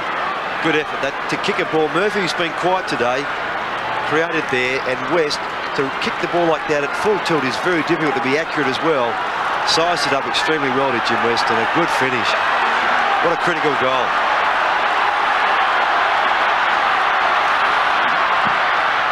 Gee, every centre bounce now just becoming more and more important. Tunbridge gets it down. McDermott, handball over the top. Bartlett held. Maybe will play go on? No, it's going back. Yeah, before he kicked, actually, the umpire, Hayden Kennedy, signalled there was a high tackle and had already blown his whistle. Was waiting for David Johnson to say bring the ball back. Bartlett's kick finds Bickley. Bickley to centre half forward. No mark taken. Ball still in a winnable position there at centre half forward. Carroll gets the handball away to Mitchell. Mitchell has played a wonderful game. Bolton, Kelly, handball over the top. Back in the centre, McDermott. Can he lift his team? Centre half forward. Player on his own, Liptak. Go Matthew, the Adelaide Crow supporters say, and he kicks the goal. Adelaide back in front. Matthew Liptak kicks his third goal. 3-5 in that scoreline of 15-22. Adelaide by 2 points. And as soon as the ball went out towards Liptak, Stevie Wright is an opposite number who'd come up the ground to try and run the ball off the back line there. That turnover happened. Wright is right back in the foreground. You can't see him, and he just hung his head as soon as Liptak kicked that goal. And it was his man who's getting him some curry this afternoon. The Adelaide chant goes up again. Still time for either side. Adelaide by 2 points. Tunbridge got a hand to it. Kelly soccers off the ground. Sydney down to half forward. Through the arms of Jason Love. West can kick another one or give it away. He's going to give it away to Jason Love. Pops it through for his fourth goal. Fifth goal. A fantastic effort by Jason Love, and Sydney are back in front, and when they do score, everyone goes Kleiner. Deafening silence. It's unbelievable. Oh, this is great footy. You watch it again on replay. Out of the centre here. Good vision, get that ball off the ground very quickly, and here Love with good legs running on, taking those hard yards, but still when you're running toward goals like that, you always run a bit more quickly.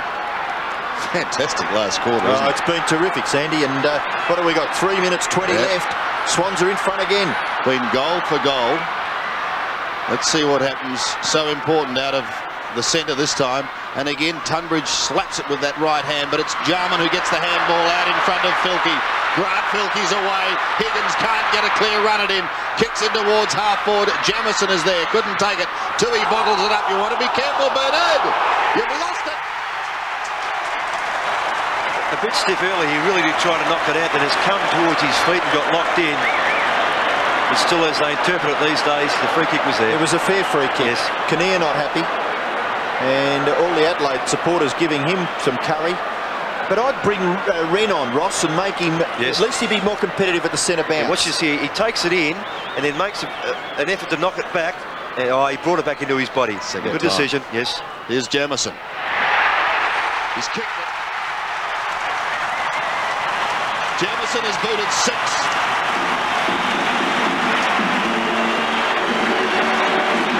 Yes, and a rather disconsolate looking Bernard Tui there. There's that scoreline, 16-22, 18-8. And it just can't keep going on goal for goal, surely, can it? You know, one of these teams is going to be able to kick 2 goals quickly. Here it is then again. He knocked it out initially, then brought it back into his body. Kerr probably tapped it in again, and all Jamison did was hang on to the jumper. Free kick. Oh, it's on here. Lewis and Tasker. Nothing doing. Mitchell trying hard to get that ball out of the centre. They will again. This time it's through Bolton. It doesn't go all that far, but Lewis is on the end of it. Oh, bang! No free kick. Brown away to Tasker. Tasker's left foot kick goes up and under. Murphy getting underneath it. Can't mark. Goes after it again, David Murphy. Can't do much with the football. It's out on the full. He says no, says the boundary umpire, and it'll be thrown in. 1 minute 55 left. There's the Crows. Graham Corns, Mick Taylor looking a little anxious. They've got the lead at the moment. Tunbridge gets into the contest. Well done. Can't get the ball out. Kelly can. Kick towards the boundary line. Higgins marks in front of Filkey, and he's too far out to score. He plays on quickly. He'll thump it to within goal scoring distance. Capper at the back. Can't mark. Ball to be won now. Mitchell. No free kick paid. Still at centre half forward for the Swans. Chance for Mitchell. He's pushed to the ground by Andrew Jarman. And the umpire will come in and bounce with 1 minute 20 left. Adelaide hang on to a very slender lead. I thought there might have been a free kick there to Bayes. He was dragged off the ball and he never even was near it. So, interesting decision, or non-decision. 40 metres from Sydney's goal. Mitchell in towards full forward. I'm sorry, Robbo, but he can't take it. Lawson. Can he shrug the tackle? Smart. Sees it over the line. Oh, gee whiz. Sorry, Sandy, I'm getting so excited here. It's unbelievable. The Swans players looking for a little deliberate over the line there. The Smart pushed that ball over.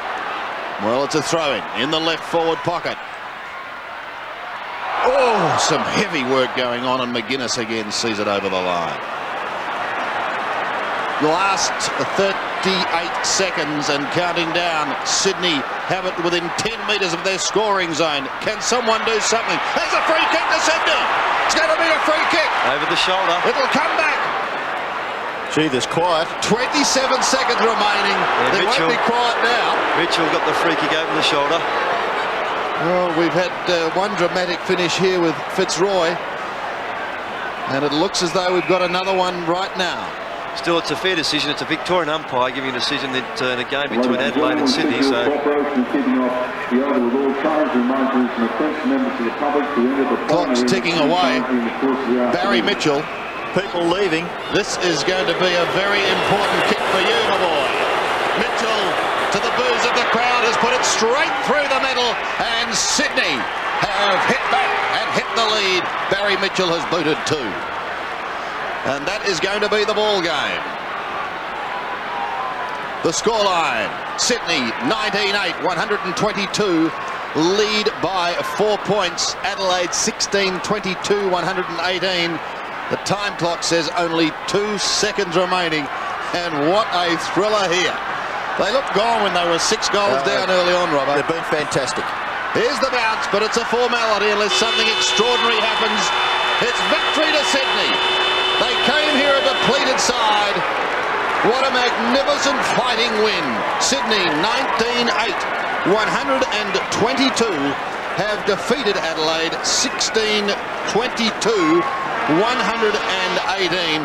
Well, Ross, they did it without Williams, Willis and McKenzie, and at the selection table must have looked in all sorts of bother. Oh yes, it makes it even far more meritorious that when they really did pick it well, and they had to reshuffle their side. And full credit to them, they've come back, as I said earlier in the comment, they are very persistent. The Crows had their chances, but in the end it was a great exhibition of Aussie rules football. Let's go down to the boundary line. Max Stevens is there with Jason Love. Well, Jason, congratulations. Coming over here and playing in Adelaide, how hard was it? Oh, mate, 40,000. Oh, it's the biggest win I've ever had, you know. Geez, they played great, they're stiff, you know. We've copped it a couple of times this year. It's our turn to win one. Well, what did Cole say before the game? The preparation coming to play here at Footy Park. Oh, we lost a few players through injury, but we knew we could. We knew we could win. We ran them early in the year, and we were 4 goals up, but they grabbed us. Like I said, it was our turn today. So Well, probably a lot of people wouldn't appreciate you nearly ended up playing here at some stage, didn't you? Port Adelaide, yeah. Oh, well, next year. Okay, congratulations and well done on your effort today. Thanks a lot, thanks a lot. I don't think that will be a scoop. I don't think he'll be let go. How could the Swans ever let him go? Well, He's kicked there it 5. is. And a fantastic effort, Robbo. And it has taken some of the gloss off the Crows' victory last week away from home. The final scoreline again. Sydney 19-8, 122. Adelaide 16-22, 118.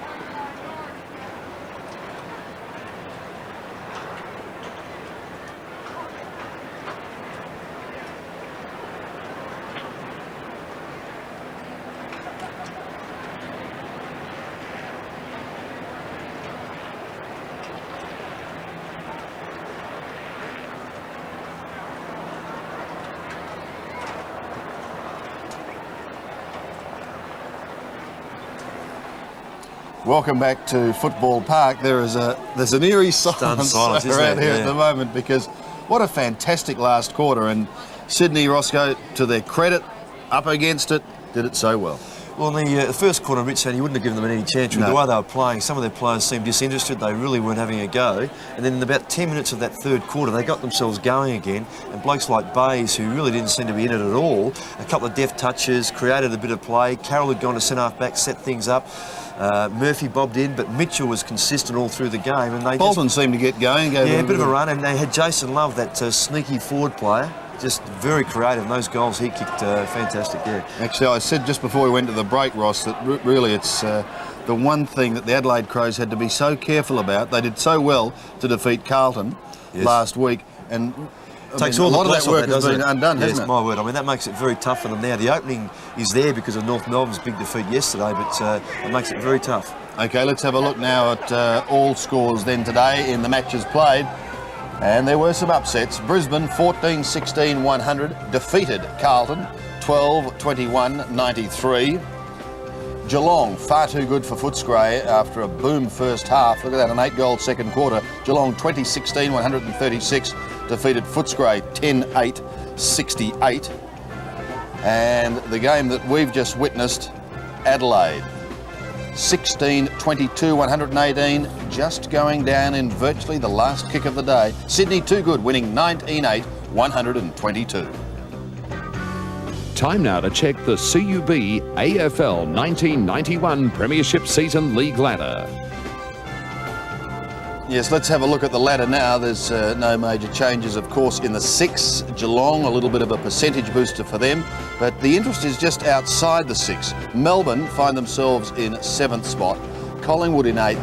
That loss could be a very hurtful one for Adelaide. They are in 9th. Carlton also has dropped back. So we look ahead to next week, round 19. And this may help us sort a few things out. North and the Eagles on Friday night. Saturday, Collingwood and the Saints a big game. Carlton and Melbourne a big game. Geelong and Brisbane, plenty of interest there. Footscray and Fitzroy. Whilst on Sunday, Sydney plays Richmond. And then following that, well, Adelaide have got to try and do it next week against Essendon here at Football Park.